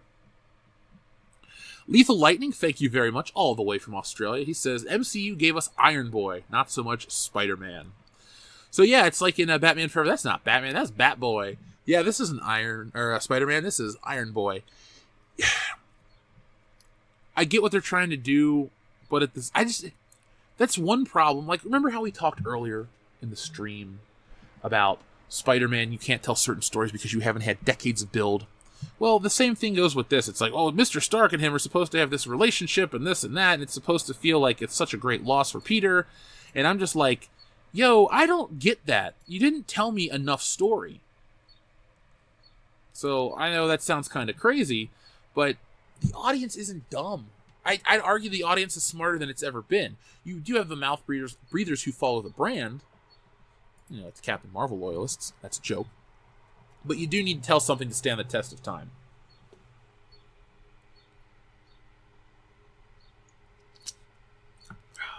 But I do miss Iron Man as time goes by. You got to have that big charisma. It's like Endgame took out the two biggest pillars of the Marvel support structure. And yeah, it'll be nice to watch Spider-Man try to live up to that name, but I don't think they will.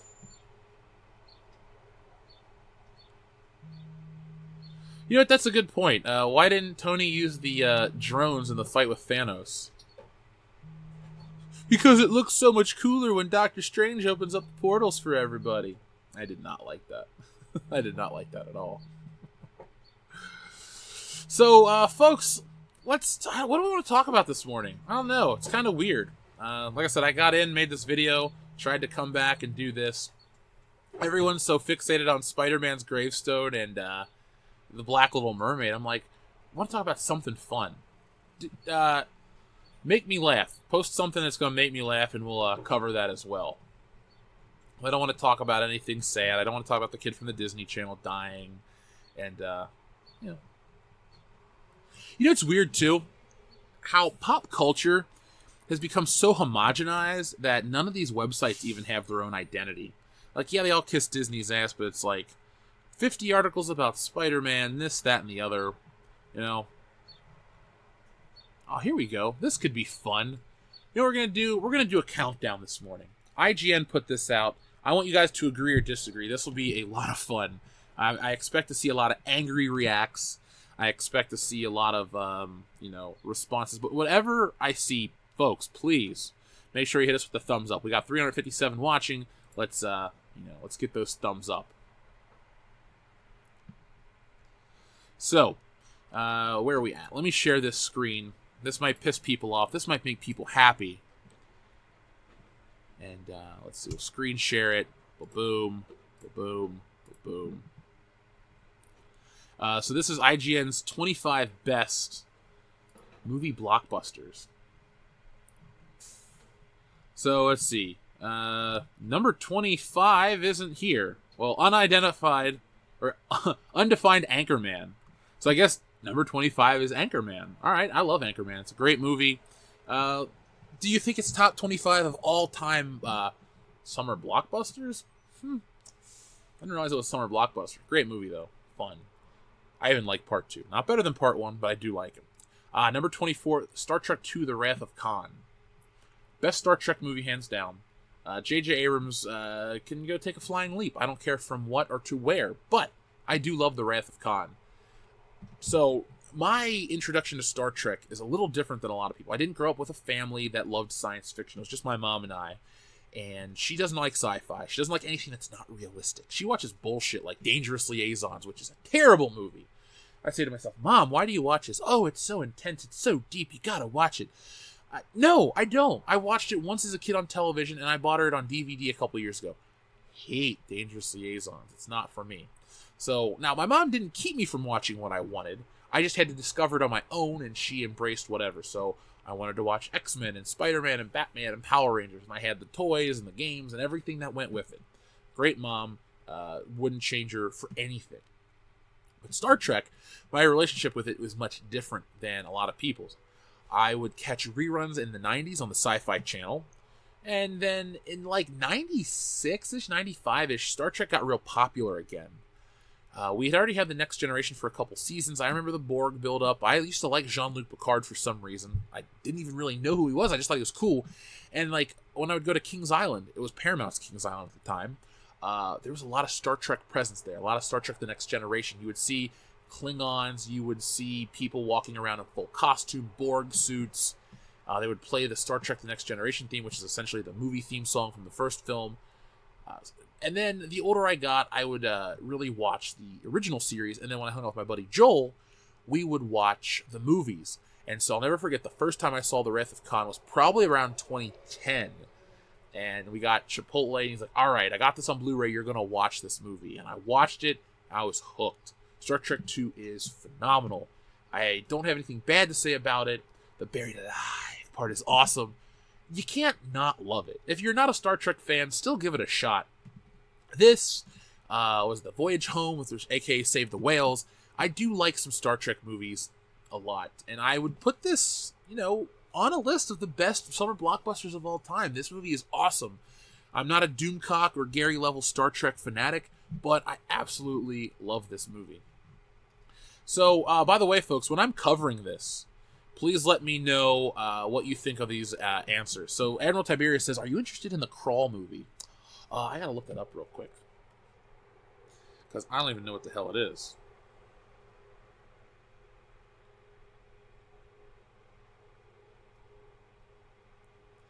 Let's see. Crawl movie. Sorry, folks. I'll get back to things. So, Crawl 2019 film.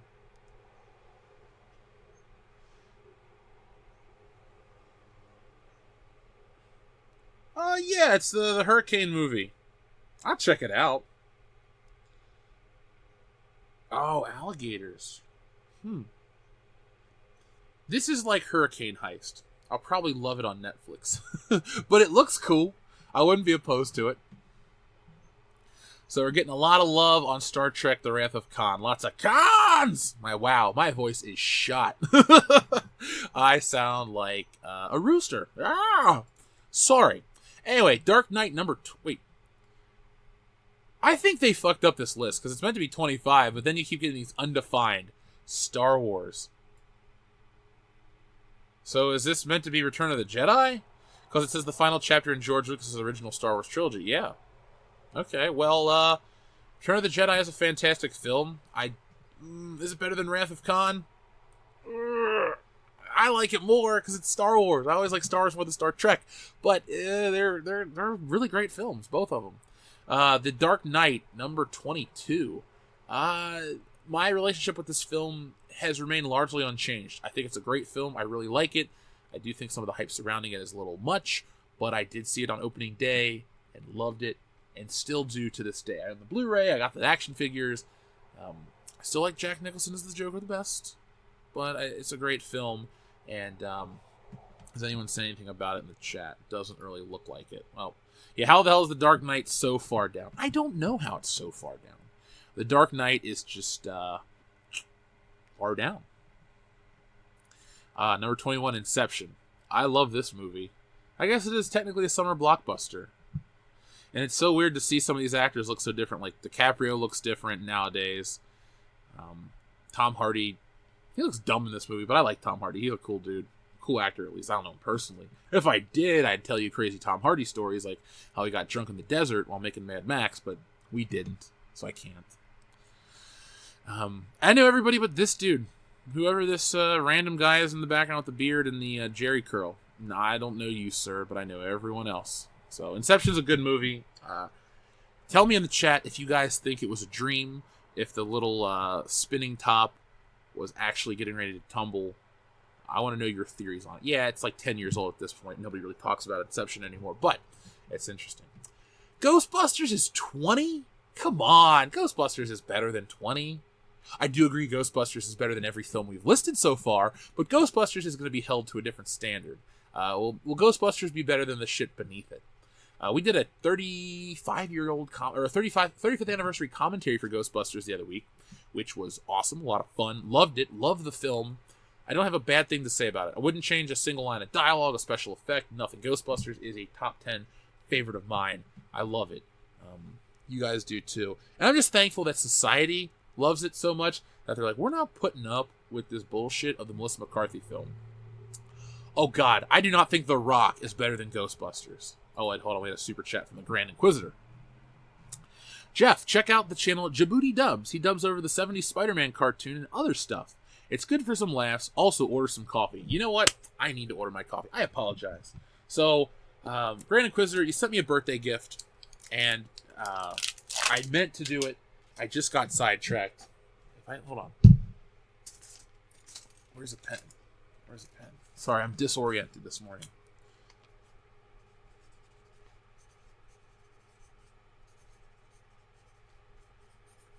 You can hear the marker. Order Black Rifle coffee. Boom. I will do it today. I'm actually going to put some ketogenic powder in my coffee because it's made for that. So I'm trying out some new stuff. Now, Djibouti Dubs. I do know who Djibouti Dubs is. First off, thank you very much for your $5 super chat. I greatly appreciate it. I do know Djibouti Dubs. I haven't seen the Spider-Man videos.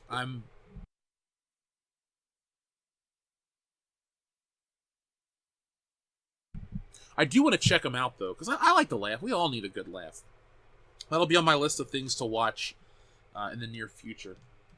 There we go. Put a scoop of this in my coffee. So, it's the vintage Spider-Man cartoon from the, 1967 is when it came out, but it ran until 1970. That old cartoon, man, the memes alone make that cartoon worth your time. If you haven't seen the original Spider-Man cartoon, the theme song's great. I love that. I'll never forget summer 2004, the year Spider-Man 2 came out. Have you ever been so excited for a movie that it, just blew your mind when it came out and it was great? That was Spider-Man 2 for me. I couldn't wait. It was everything I wanted. I'm trying to think of another film that was like that. It's just like life in general. You know, you put so much anticipation towards something, so much hype. You think about it all the time, and then the most satisfying thing is when you walk out and say it was just as good as I wanted it to be. It was as good as I needed it to be. Spider-Man 2 was that for me. A lot of things, I will say, I'm at a point in my life where certain things I look forward to in like real life do deliver. Sometimes you have these moments that you don't expect, and they over-deliver, and you start to think about things differently, and you're a much different person. And those are surprising. You know, the monotony of everyday life, no matter if it's what I do, what you do, after a while, you know, you're just kind of meh on anything. And then something happens, and you're just different. And you feel better about life. You feel more motivated. You have a different outlook on these things. And I'm rambling now. I'm sorry. I meant to be talking about your question. Anyway, long story short, Spider-Man the 60s cartoon came out on DVD back in the day. I bought it. I've watched every episode multiple times. I'll watch the Djibouti dubs to check it out. I'm so sorry. That was an odd tangent. Sorry. Okay, so The Rock, number 20, or whatever the number The Rock is. 19, The Rock. Is that the greatest one? I don't know. I do love that movie. I'm a Con Air man myself for Nicolas Cage summer hits. I do like Face Off as well. But The Rock is a great film. The only fan theory I buy into is that Sean Connery was James Bond and they kept him locked up for all those years. I kind of like that one. I love Sean Connery. When he dies, I will shed a tear. So that's going to be a sad, sad day. Number 18, Iron Man. Great list, or great film. I still think Ghostbusters is better. I'm just going to say it. I would put Ghostbusters higher on the list. We talk about Marvel flicks all the damn time. Iron Man is probably... Is Iron Man the best Marvel film? Could be for some. Could be, not for others. But I love it. Oh, it's so much. Oh god, people are making amazing Spider-Man jokes. Spider-Man 2 is amazing. I'll shut up now. When I'm writing these videos, I try not to say that, but I want to say, like, oh, Spider-Man's amazing, spectacular, sensational. Peter Parker, it's just like, oh, they get it. Bad pun. I have not seen the Spectacular Spider memes. I'm going to have to check it out. I will definitely watch those. I need a good laugh. Good morning to Jonathan Hurst, one of my local listeners. Shout out to you, my friend. Thank you very much. So, this is the list of the countdown, or just, I guess this is a countdown list for the 25 best.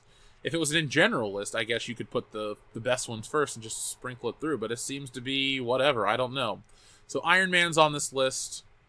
Then the Avengers. Yeah, I mean, I agree with every film on this list. I don't know if we're ranking them that way. But I do love the Avengers. This is probably one of the best scenes of all the MCU right here. When the Avengers assemble for the first time. It's weird. I really was craving the smaller core Avengers in the build-up to Endgame. And then we got them in the film, and I liked it, but there's something... Maybe it's because they win. It's the optimism at the end of the first film.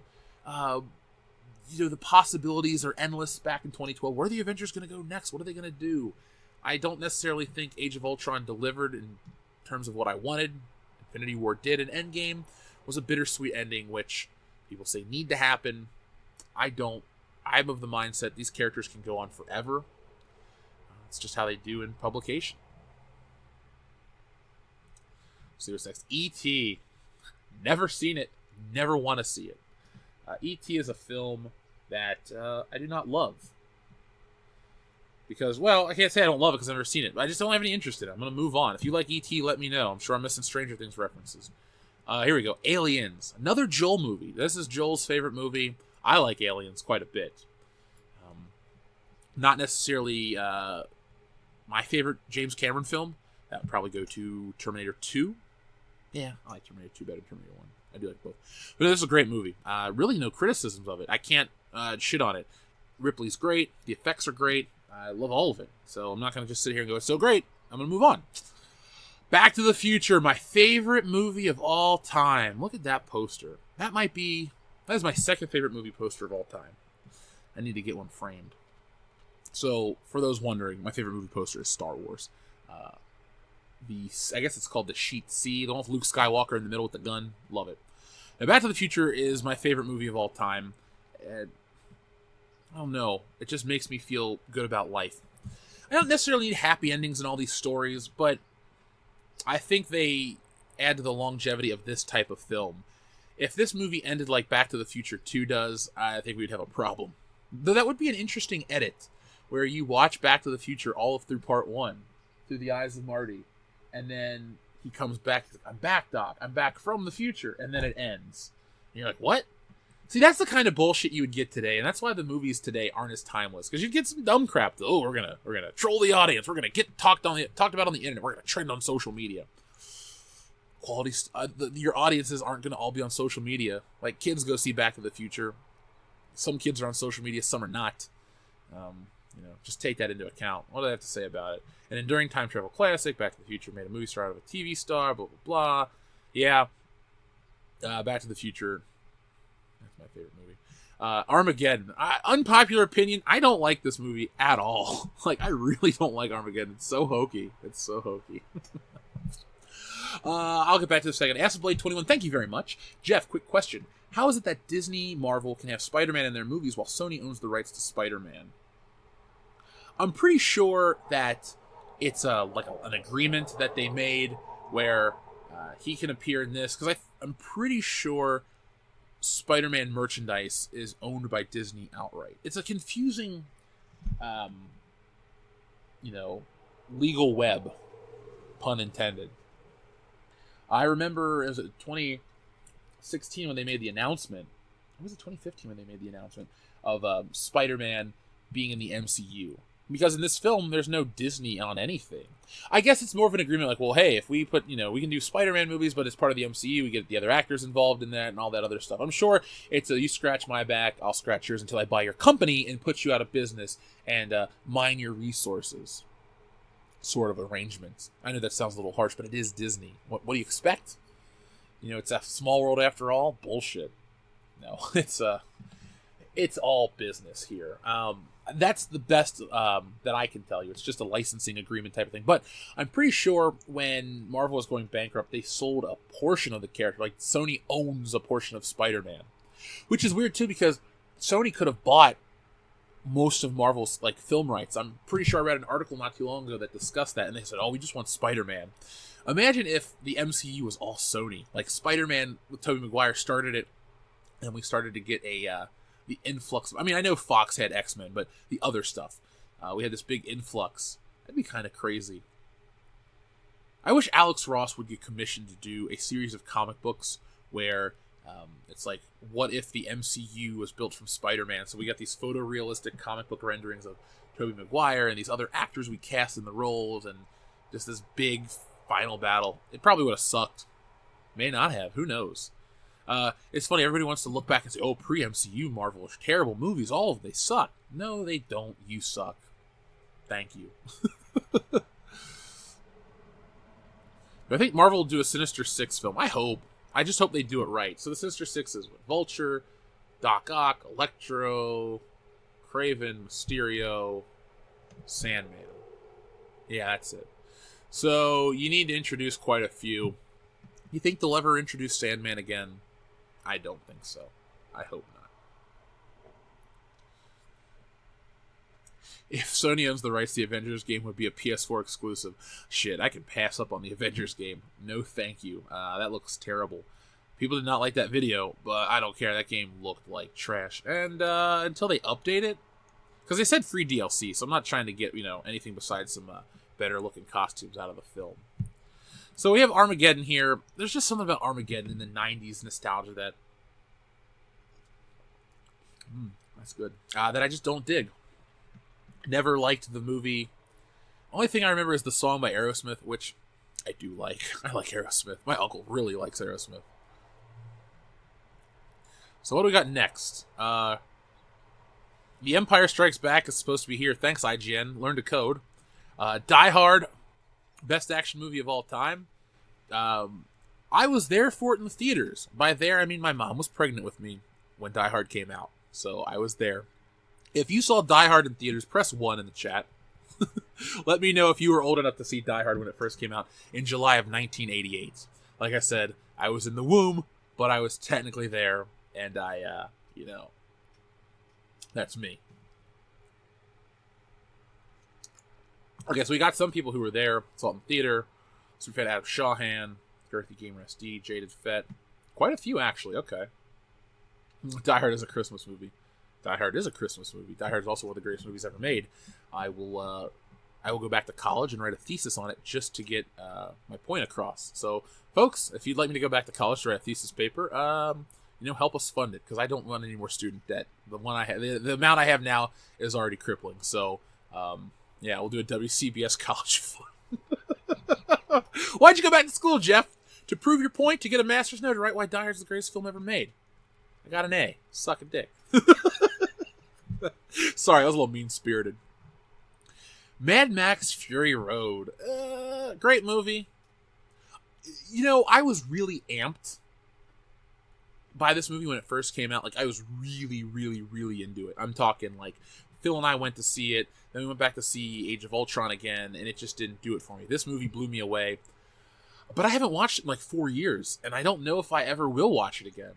It's one of those films that I like the memory of the film more than I like the actual act of watching the film. So, whatever. Let's see, Top Gun, Kendo's favorite documentary about America. I like it too, kind of. No, I don't. I love the song Danger Zone, and there's just something about Top Gun, I just don't get it. I'm all about patriotic, yay, USA, all these movies. That's fine. It was the 80s. It was the Cold War. Much different time. A much, I wouldn't say simpler time. We had other concerns. We weren't worried about misgendering people. We were worried about not dying from nuclear apocalypse. But I'm sorry. Maybe, I think that the nuclear apocalypse option is much more concerning than I offended somebody on the internet. Oh, well, that's just me. Darn. But yes, Danger Zone is a great song. Yes, Archer, Kenny Loggins. Yeah, I listened to Danger Zone on the ride home yesterday. I actually threw my hand out and pointed as like, Danger Zone. I hope none of you meet me when I'm just like, or see me when I'm just driving or doing something. I look like the biggest idiot in the world. I'm also like 6'6" and giant, so you just see this giant dude in a small car rocking out the Danger Zone. It's a sight to behold. And if you ever find me doing it and you tweet me on Twitter, I'm going to send you some free shit, because that's going to be hilarious. Hilarious. Let's see what else we got. Batman 89. Wait. Pirates of the Caribbean's on there too. I love the first one. So we're talking, Curse of the Black Pearl. Really good movie. I don't like the other ones. Batman 89. Do I need to say more about this film? Do I need to gush over Batman 89? Do I need to talk about how important it is to me, how important it is to our pop culture landscape today, how, people still say you ever dance with the devil in the pale moonlight, or I'm of a mind to make some mookie, or hubba hubba hubba, money, money, money. Who do you trust? Do I need to say those things? Did I need to say those things? You let me know. I did say those things, and I'm very happy that I did. Batman 89 is an anniversary year. People are coming out of the woodwork to discuss it. It's good. It makes me feel happy that there is an audience still for this movie.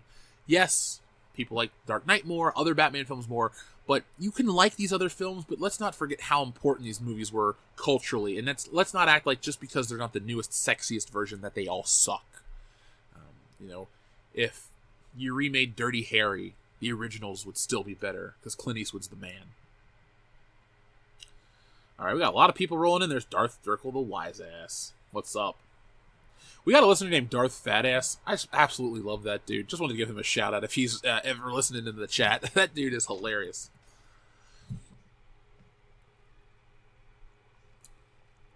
So we have Independence Day. I saw Independence Day in the theaters as a kid. It was one of those movies that blew me away at the scale. I won't call it my Star Wars, because Star Wars was my Star Wars. But I just remember seeing this. And when it came out on video, it was an event. And it's one of those movies, I acknowledge that it's not that great, or even at times good, but I absolutely love it. It's my favorite 4th of July movie. When I was hanging out with Jessie, I was like, I need to watch this today. She's like, yeah, we couldn't find a copy on TV, or it wasn't on TV, so we didn't watch it. I wanted to. Maybe I'll make up for it by watching it later today. But I do like this. I know it's hokey, but that speech at the end of the movie about "we will not go quietly into the night" kind of works. Kind of works. I do like this movie. This is like one of those where my memories are better than the film itself, but I still feel good about all of it. There's Darth Fatass. What's up? Oh, what else do we have here? We have Terminator 2, one of the all-time classics. I should do a modern classics list. Because it's funny. You know, when you go to the classics, you get like Citizen Kane, Wizard of Oz, Gone with the Wind, Maltese Falcon, stuff like that. But the modern classics are much more genre-oriented and different. And they're not winning Oscars, but that doesn't mean... Like, I think a classic has to be a quality film, but culturally significant. I wouldn't put The Room on the list because it's not a quality film, but it is culturally significant. It's very interesting. It's probably the most odd film ever. Like, if you do... I really wish you would rename the documentary Best Worst Film and make it about The Room. It's... I don't know how to say it.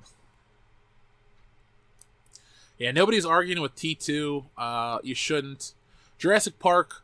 I will respect Jurassic Park. I don't love it, but I don't dislike it. For me, Jurassic Park, I missed it as a kid. Caught it at 20... What was that, 25 when I saw it? 24? Yeah, so I saw it as an adult, and I just didn't like it as much. But the effects look great. Respect the movie. If you still love Jurassic Park, cool. I don't really have too much to say about it. Raiders of the Lost Ark. Is it the best Indiana Jones film? We'll discuss that later in the year. But what it is, it's a fantastic film. A 10 out of 10 for me. Raiders of the Lost Ark. Again, it's a movie I saw as a kid on videotape. Fun story. My grandma took me to the mall.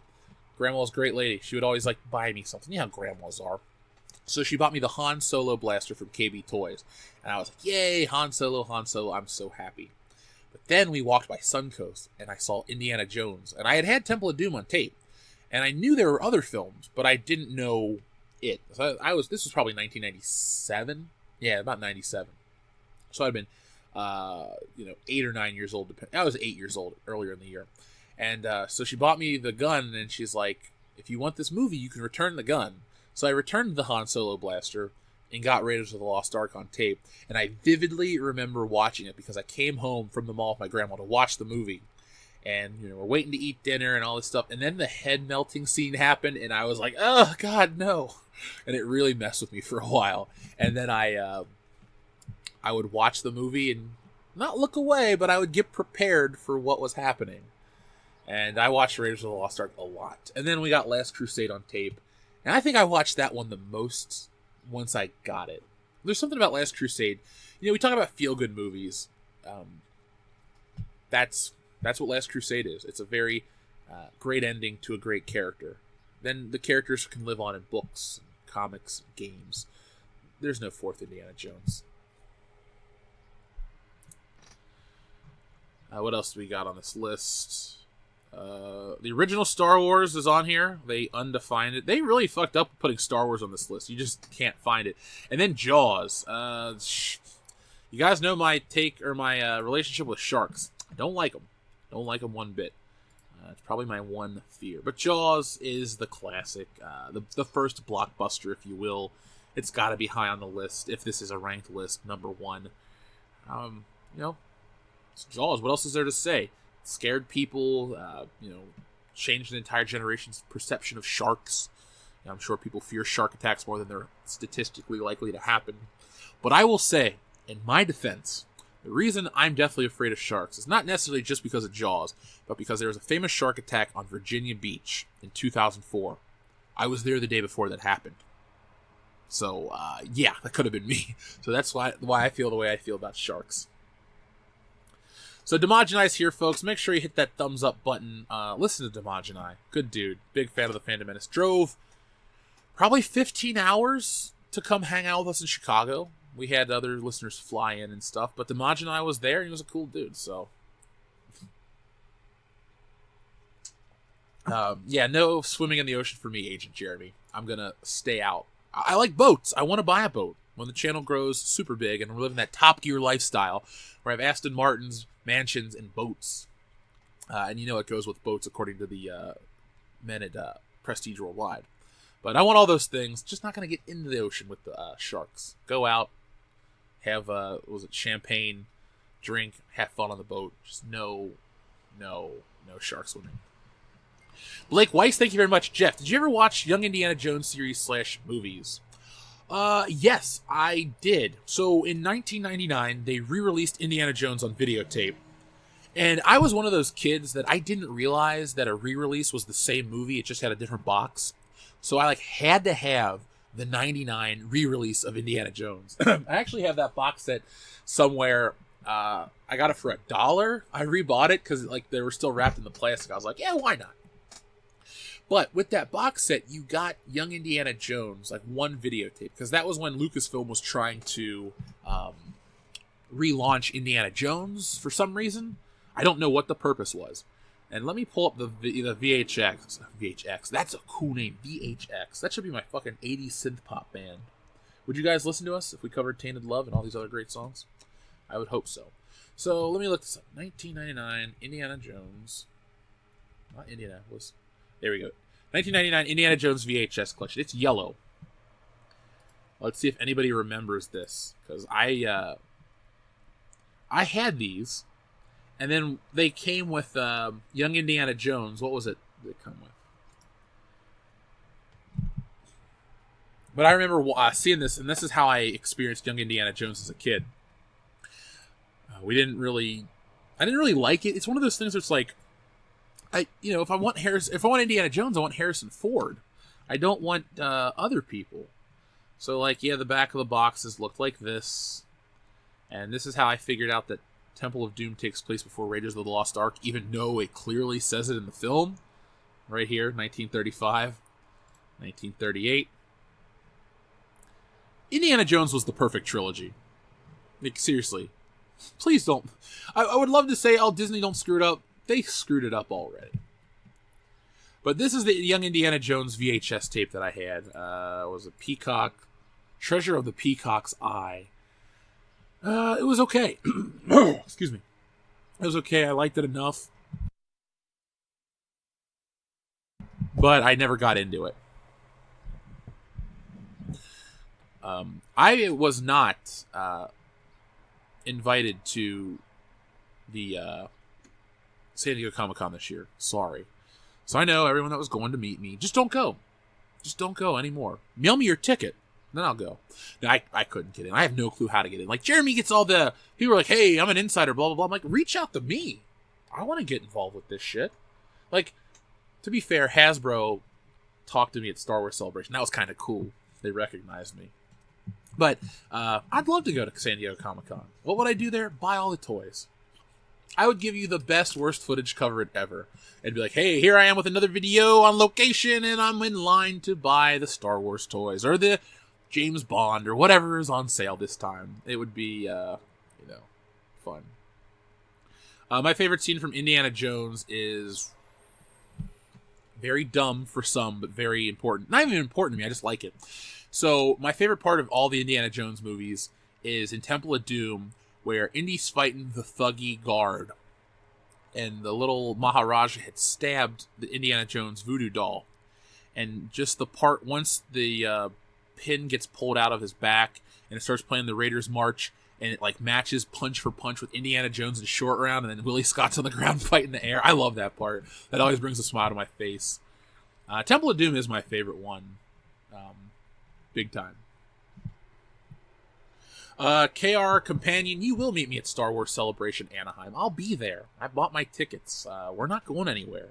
Like I said, you guys can help us just by spreading the word of our channel continuously. And we'll continue to grow, and we'll be at Star Wars Celebration. We will win. The Fandom Menace always wins. Our coverage of Episode 9 is going to be ridiculous. Like I said, I got shit planned already. I want to put this out there. And I usually don't say this, but don't watch any other coverage until you watch ours. Not only is ours going to be right away as soon as the movie comes out, it's going to be a multimedia event. We're going to have all the bullshitters in town. I'm flying them in. They're driving in. We're going to be in the same theater together. We're going to do a pre-show, a post-show. Is it a Star Wars moratorium? You literally cannot miss this. And it's live, and you want to get involved. So don't see the movie until we do our review. Don't watch any other review until you watch ours. I'm putting that out there. I'm claiming December 15th of this year is our day. Once you see our review, make up your own mind, but watch our review first. The Rookie Critic says, "Morning, Jeff." Well, good morning to you too, other Jeff. Rookie Critic, I will have your recordings for you in a few days. I wanted to record them on location, but I had to switch hotels and stuff in Columbus. It's kind of a hassle, but I will give you recordings of what you need. Maybe audio, but it will be the highest quality with, maybe my little graphic, and you can use that as me. By the way, folks, how do you feel about the graphic that I do? Do you like it before the graphic? The thing is, with the graphic of me, the little drawing from the comic book, which is in the comic book, it provides the ability for me to make videos quicker, and so we can talk about more topics. But do you like the long... they're still over 10 minutes always, but do you like those without the little graphic? Would you prefer the the me free version? Just let me know, because I have noticed with our YouTube issue, but I've also had videos that reach 220,000 views with little graphic in the corner. So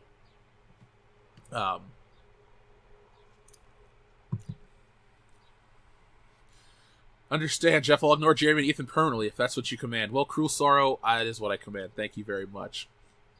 Let's see. Josh and Rebecca Momani. Remember, Doomcock is 1 hour behind me, so I'll be on first. So, there you go. Watch us first, then check out Doomcock.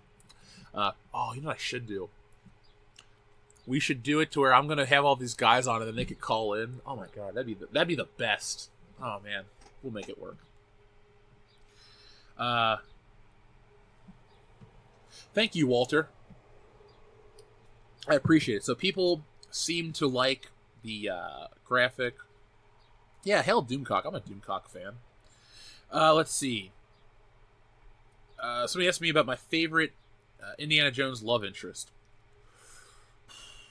Are we going on looks or personality? Because looks, I'm going with Dr. Elsa Schneider. She's beautiful. Are we going with personality? I hate to say it, I think I could deal with Willie Scott, but I couldn't deal with Marion. I don't know. I could deal with Marion. I'm a pretty easy guy to get along with. I have a lot of I get along with women just fine. So, yeah, I could personality-wise either. But if we're going looks, strictly looks, Dr. Elsa Schneider. Allison Duty that's her name, Duty. Laugh. She's beautiful. I'm a fan. Okay, so people are cool with the graphic.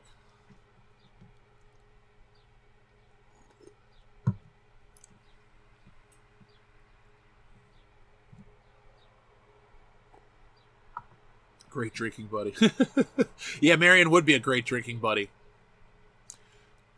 I do love that scene where the big dude's taking the shot and he just collapses over. As a little kid, I didn't get it. I knew they were drinking alcohol, but I didn't get he passed out type of thing. Because, I never saw anybody drink as a kid. My mom doesn't drink or smoke. She's just, she worked a lot. So that was, my thing. But now as an adult, I really like that scene. Why did Jones zip through love interest? Maybe there's an answer, but I don't remember. Well, Cruel Sorrow. Remember, Willie Scott, chronologically, I know he was with Marion back in the day, but if we're just talking the 3 films, Willie Scott was 35. I assumed they just didn't get along, or he took her back and she went home to, was she from Missouri? I assume that's what happened. Marion, that's the interesting one, because they clearly got back together later and had a kid. But, with all this stuff in the war, and Elsa Schneider's dead, so we know that Elsa Schneider bit the bullet. So maybe it would make sense that plus she slept with his dad. That's got to be weird. You shared a woman with your father. How'd you know she was a Nazi? She talks in her sleep, just stuff like that. Will the High Council assemble tonight and where? Wait, today's Monday. No, we will assemble tomorrow, Planet Muskblog. First off, thank you very much. Oh, your second message. Sorry, tonight. Yeah, tomorrow. Yes, tomorrow on Ethan's channel. So, check it out. Being away for a week, my perception of what day it is all skewed. I can't even think about it's this day, it's that day. It's it's a Good Morning Pop Culture day. That's all I can say. So EVS's channel tomorrow night, 9 p.m. Eastern Standard Time. don't miss any of the High Councils. That's the thing. Don't ever miss the High Council. By the way, folks, this coffee mixed with this keto powder tastes like hot cocoa, and I'm enjoying it way too much. So it was nice though to talk about our friend. Okay, so KR Companion says, I'm the guy who designed the woke Disney company logo I tweeted you. Well, thank you. I like that logo quite a bit, and I've actually saved it to my phone. So KR Companion, shout out to you for making it, folks. I'm tagged on it on Twitter. If you guys want to check it out, it's awesome. Disney. I mean, I say these things about Disney all the time, and I'm not looking for validation. Oh, Jeff, you were always right. I'm not always right. You know, I once thought Spider-Man 3 was going to be the greatest Spider-Man movie ever. It wasn't. Never was. But there's a lot of things that Disney does, and like I said earlier in the video, the more power they gain, the worse it becomes, and that, you know, our choice in terms of what we have access to entertainment-wise is diminished, and nobody likes that. You want greater variety. I know there's that, what is it, choice paradox in terms of buffets, where it's like you have so many choices and you don't eat anything, or like Netflix. I'll give that, that is a thing. It's like there are so many options on Netflix. I only watch about 5 things. The Twilight Zone, whatever the show I want to watch in binges, some Star Trek, working my way through Black Mirror. By the way, good morning to everybody that's, let's see. So, Hiram Bigelow. See, and that's a name that's been a part of the channel for at least a year, close to it, on the live stream. And, you know, I'm glad you guys are coming back, so thank you. Yeah, real quick side note. Black Mirror Season 3, or whatever this new season is, 5. The Hannah Montana episode is pretty good, and she's not a bad actress.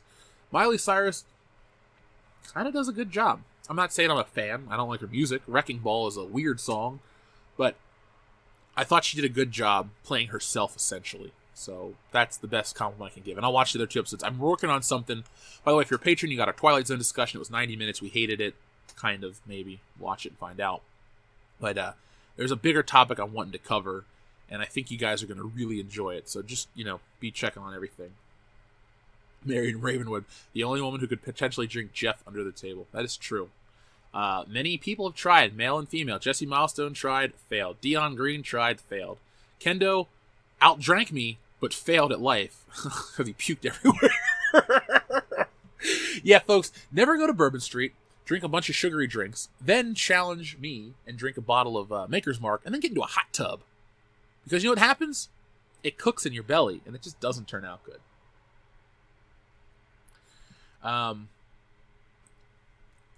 How's the new Twilight Zone overall in your opinion? I haven't given it a try. Okay, so I haven't watched every episode, but I will say this. The first episode is surprisingly good. The Comedian, if it's on YouTube, watch it. Do not, in my opinion, do not sign up for CBS All Access. The rest of the shows are as woke and as stupid as you think. The first episode does not have that. It has little callbacks. And the first episode is also kind of scary. It's very Twilight Zone-esque. Like, I really like it. I think in my review, I gave it a 7. It's a solid episode. It is the Twilight Zone in a modern setting. It works. Once you get past that episode, it's all trash. All those bad reviews, all the stuff you've read about it, it's as woke as you can believe. Trust me. The Rewind episode about the mother and son who go to college and the white police officer follows them. Here's the thing. If you want to send a message, make sure there's internal logic in your story. There's no internal logic in this damn episode. Like, the Twilight Zone can be heavy-handed, it can be hokey, it can be on the nose, but it was always well executed. You know, The Old Man in the Cave is a very hokey episode, but it deals with a lot of, like, belief in God issues and stuff like that. Faith is what I'm trying to say. New Twilight Zone is a blunt instrument. The old Twilight Zone is a scalpel. It can perform surgeries. It can do way more. You know, even some episodes that don't have too much to say about society, but are great twists, like Silence, where the guy locks himself up for a year so he can win that money bet. You know, episodes like that. This new series doesn't have that. It has The Comedian, which is a good episode. It's funny. It gets political, but it almost has could be a commentary against being overtly political in your comedy. Like, there's whoever made that one did a good job. Whoever cast that one did a good job, and then the rest of it just are shit. So that's my take. My take. For those wondering how long I'm going to be on for, I might be on for a little while longer. So ask me your questions and throw your comments out at me. We'll see how this goes today. But there was time now. What was woke about the airplane episodes? Asked the square-shaped testicle Ryan Johnson. Fuck. Sorry. I was just laughing at Ryan Johnson. Testicles. Yeah, right. So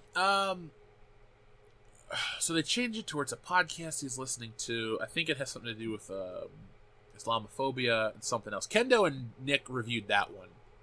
We reviewed different episodes so we could get a greater spread because we were trying to do it on a shorter period of time. But ask Nick and Kendo on the podcast this Thursday night.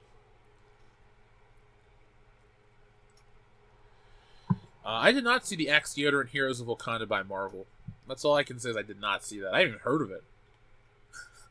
If it ain't broke, don't fix it. If it's too woke, don't watch it. You know what? I'm going to take a screenshot of that. I'm gonna credit you. I'm also going to use that. That's phenomenal.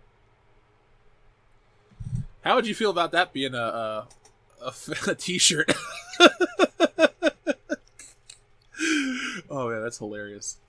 Oh, yeah, I'm going to see episode 9 in theaters for sure. It's going to be... I have to.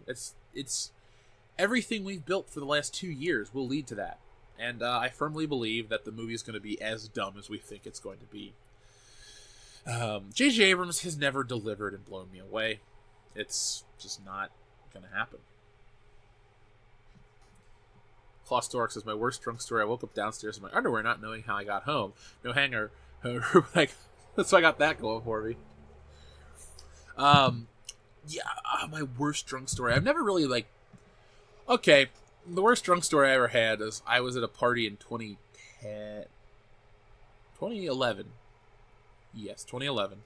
And I watched a man drink Bailey's out of a shoe. And I drank a lot. And I woke up. And I won't talk about that on air. It was as nasty as you can imagine. It was the roughest morning of my life. I had to spend hours cleaning bed sheets. Just kept rewashing. Thankfully, I lived in an apartment that had a washer and dryer.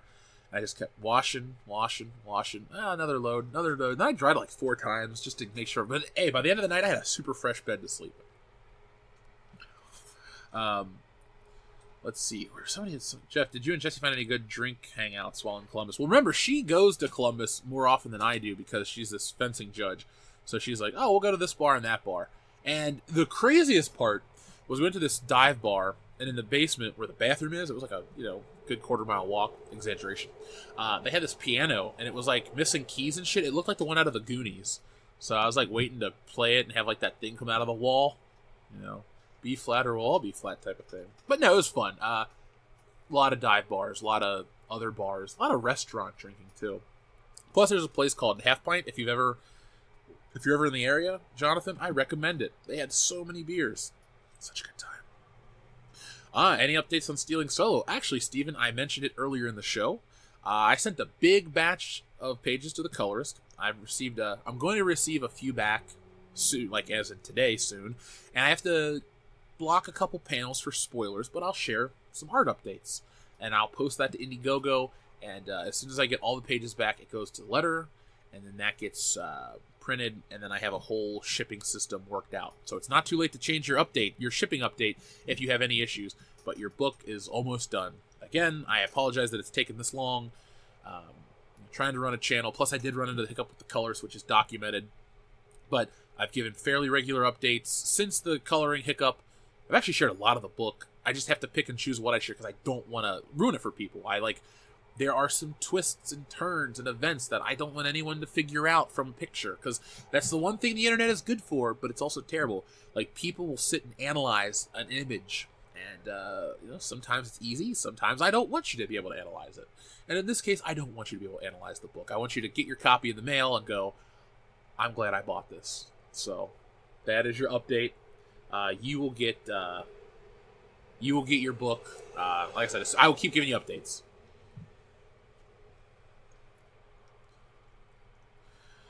And I had to meet my future mother-in-law the next morning. Was still drunk, according to my fiance. Well, I'm really glad that she's now your wife. So it worked out for your benefit. That would be terrible. She's like, yeah, she was my girlfriend, and that's as far as it got because I was an alcoholic or something crazy like that. No, Klaus Stork, I joke. Thank you, Cruel Sorrow. I'm glad you bought a copy too. But I will give you guys updates. Like I said, I wish it worked out differently, but you're gonna get the same quality of book. I want to talk about it so bad. The only people that know the story are the four guys. Even Jessie doesn't know any of the twists. She asked me about it, and I'm just like, well, you'll find out more soon. So, yeah, Superfan Adam Shawhan, about your 9,000 copies. Yeah, we will meet up and have lunch. Are you coming to Indianapolis? So, folks, if you're wondering if we're going to be live anytime soon, Indianapolis Horror Hound, September 6th through the 8th. I will be there with all the guys. We have all of our stuff arranged and paid for. And we'd love to have you come out and hang out with us. We'll have our merch store launched by then. So if you come out rocking a world-class bullshitter shirt, we'll have a free gift for you. That's going to be a lot of fun. So just, always be watching what we're doing. We'll make announcements. A lot of people don't follow us on social media, so we'll have to make announcements here and in videos. But we will. We will definitely have that. And we'll meet up. We'll hang out. What up, Midnight Cherry TV? How you doing? An action figure expert. I will say hi to my mom for you, Biff. So, God, it's 10:08. This has been a quick morning, pretty quick morning. So, okay views. Like, what? If I see a Tank Shredder ones, I'll come back tomorrow morning. Do you want that? Would you like that? Claustork says, not my wife yet. Still got to give invitations, and y'all will be still getting one. We will do our... as long as it doesn't conflict with the wedding that I'm officiating, I'll try to get the other guys together, or whoever's invited, and we would be honored to be invited. So, there we go. What are my thoughts on the Mortal Kombat franchise? I loved Mortal Kombat as a kid. I do love the Mortal Kombat movie. I'm embarrassed to say it's my favorite video game movie, and one of my favorite, just like, guilty pleasure movies. It probably is my biggest guilty pleasure film. Like, I acknowledge its shortcomings, but I love it. Game-wise, 1 was good when it first came out. 2 is still my favorite. I didn't like 3, or the spin-offs, the derivatives, Ultimate 3, Mortal Kombat Trilogy. I just didn't like the art style, or the character design, or the combo system. I'm a Mortal Kombat 2 guy. I like the mysticism, the Asian inspiration. Not so much the dark, gritty, outworld style of 3. Don't like the music, fatalities, whatever. But overall, I still like Mortal Kombat. I still play it. Phil's got, was it 12? No, 11. Mortal Kombat 11 was fun. I played it a lot. Not too bad at it either. Johnny Cage is my go-to character nowadays. Back in the day, I was a Liu Kang guy. I would spam the shit out of the bicycle kick and the low fire and the flying kick. Also love Sub-Zero. Sub-Zero is the only character in MK2 that I know the fatality off the top of my head. So if you ever play me, I'll probably hit you with a fatality and not apologize, because I'm pretty decent at that game. Street Fighter, I think... Oh, Darth Tico, what's up, dude? Oh, we've just been having a good morning pop culture. We're going to have one tomorrow since I saw Tank Shredder 1, so thank you very much. I like Street Fighter more than Mortal Kombat in terms of gameplay. To this day, if you were like, what do you want to play? Street Fighter or Mortal Kombat? I'm probably going to pick a Street Fighter derivative of 2, because I enjoy that. And when I play Smash Brothers every once in a while, I play the hell out of Ken, and I go to the Ryu stage, listen to the Ryu music. I just like those Street Fighter. I like the Street Fighter characters more than I like the Mortal Kombat characters, because Street Fighter is very faithful to its character rotation. Yeah, you get new ones, but you also get your classics. Mortal Kombat, now they have their kids and this and that. Like, who are these people? I just want to play as Liu Kang and Johnny Cage and all these other people. Let's see.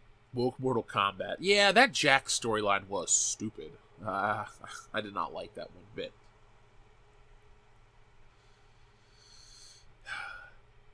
Yeah, there you go. Superfan Adam Shawhan's pumped. You'll get your good morning pop culture tomorrow. Oh, you're talking about the movie, though. Oh, well, movie-wise, Mortal Kombat. Street Fighter sucked. That movie's terrible. I saw that as a kid on videotape. But I saw Mortal Kombat in theaters. And you know why? You know what the number one reason I saw Mortal Kombat in theaters was? Dumb and Dumber. I watched Dumb and Dumber probably 50 times as a kid on video. And Dumb and Dumber was one of those tapes where I'd watch all the previews before the film. And I keep saying because I'm thinking about 20 years ago. But the Mortal Kombat trailer was awesome. Combat Begins, summer 95. That Mortal Kombat theme that would play, it sold me. I was pumped. And I was like, Mom, can we see Mortal Kombat? And when I was young, we didn't go to a lot of movies. Mom, my mom worked hard. She would always do stuff for me, but if it was stuff that cost for her to go as well as me, we usually didn't do it. So, like, she'd send me to Kings Island with people. Well, my aunt would take me to Kings Island, but she always sent me with money to do stuff. But she would never go because she was working. So, with that was like a rare thing. That's probably the only movie I saw in theaters in 1995. Because we bought tapes a lot and rented stuff, but Mortal Kombat was an event, and I remember seeing it and thinking it was so great. And then the end with the cliffhanger ending, I still like it. I'm still pumped. About 2 years ago, I was on a kick, and I think I watched it like 20 times on Netflix.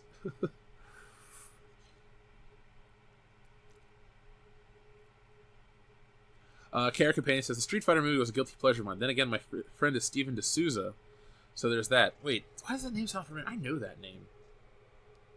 Steven...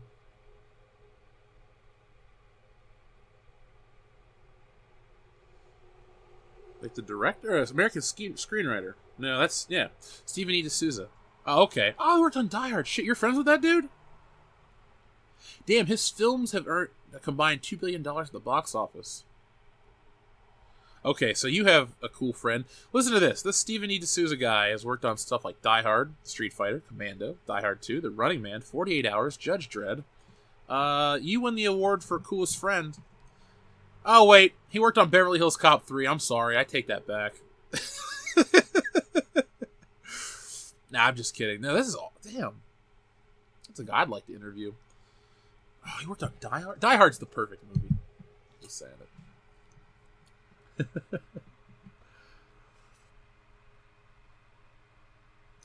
Oh, okay. I wrote a book on the television show Knight Rider, which he worked on. Hence the night. Oh, the KR. Oh, cool. Okay, so you've got a lot of cool stuff going on. I'm glad that our channel appeals to you. We'll have to talk one day. Let's see.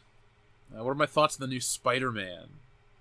I like 7 out of 10 for a movie, 4 out of 10 for a Spider-Man film. I will give you guys, I promise I will do an in-depth review. I'll try to have that up for tomorrow. I tested out if uploading videos at night helps. No. I'm going to stick with my normal time. Night videos do absolutely nothing. Let's see. Yeah. But I'll review it. It's going to be very, I don't know. It'll be very... I won't be bare bones visually, but it won't have a...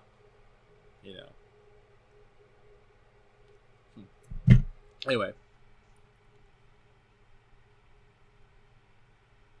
Let's see. Die Hard will live on as the greatest cop/bad guy movie in history. All of them. Yeah, it will. It will.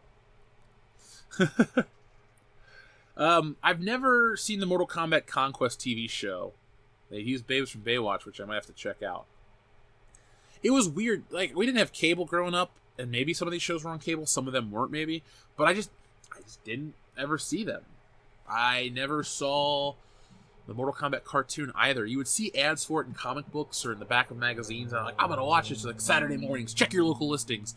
My local listings never had it. Like, it was hard to watch the Incredible Hulk cartoon. That was a really hard thing to pull off. Thank you, What's Her Face. I appreciate that. Oh man, Yell Raw Nas has not seen Die Hard. Well, we'll do our annual Christmas commentary this year. Don't worry. Okay, Conquest was in syndication. It probably would have been on Channel 64 on a weird time. Like when that show was out, if it was on Saturdays, I played sports on Saturdays. I played baseball, and then when you'd get home, you'd have either lunch or dinner, and then we'd rent movies on the weekend. So I would just watch a lot of videotapes. I don't think I actually watched like.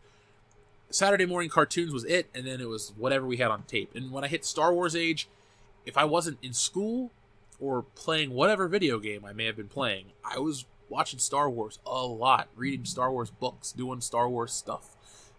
Never got tired of it at all. I do remember Sequest. Chisel Tip, there was an episode of the podcast where we went on about Sequest for quite a while. Jonathan Brandis and Roy Scheider. So... Oh, what's its face? Okay. I was like, what's her face? Okay. Sorry about that. Cable was like having magic back in your house. We got satellite dish in the year 2000, and I watched everything. When I was probably 12 or 13, I used to be like, oh man, I'm going to spend my whole weekend watching TV Land. And I'd watch all those marathons. So I've seen like every episode of The Jeffersons or All in the Family, or the Facts of Life sucked. No. But that was it. Yeah, we didn't have cable until I was a little older. So, folks, I'm thinking about... excuse me. I gotta close out the stream, folks. It's been a fun morning. This will be archived on our stream and stuff, so make sure you give it a thumbs up and share these and catch them live. And, we'll be back later with more. No, I have not seen the Rebel Run movie trailer. I don't even know what that is, actually, Full Metal. I'll have to check it out. I discovered Dragon Ball Z at a friend's house. I used to go to his house every day, and DBC was on at 5:30, because Reboot was on at 5 o'clock, right? And then once I got hooked on DBZ and still didn't have cable, I would watch it at my cousin's house every couple weekends. Like, they would show Toonami in the afternoon and then at night. And I remember watching Dragon Ball Z, and I was like, oh my god, Dragon Ball Z is on. And I stayed up. And all it was the Snake Way episode. And I was waiting and waiting and waiting and waiting, and it didn't end. I was like, fuck. And so eventually when we did get satellite, I would catch Dragon Ball Z as often as I could. I think I watched it till about 2002, maybe? So it's weird. That show's from the 80s, technically. Like, I think, debuted in 88, 89? But it took so long to get to America. But I was a fan. I still am. I want to get that new box set down the road. That'd be a lot of fun. So, folks, I appreciate you guys. I will be back tomorrow. Check out today's video. And, as always, folks, be excellent to each other.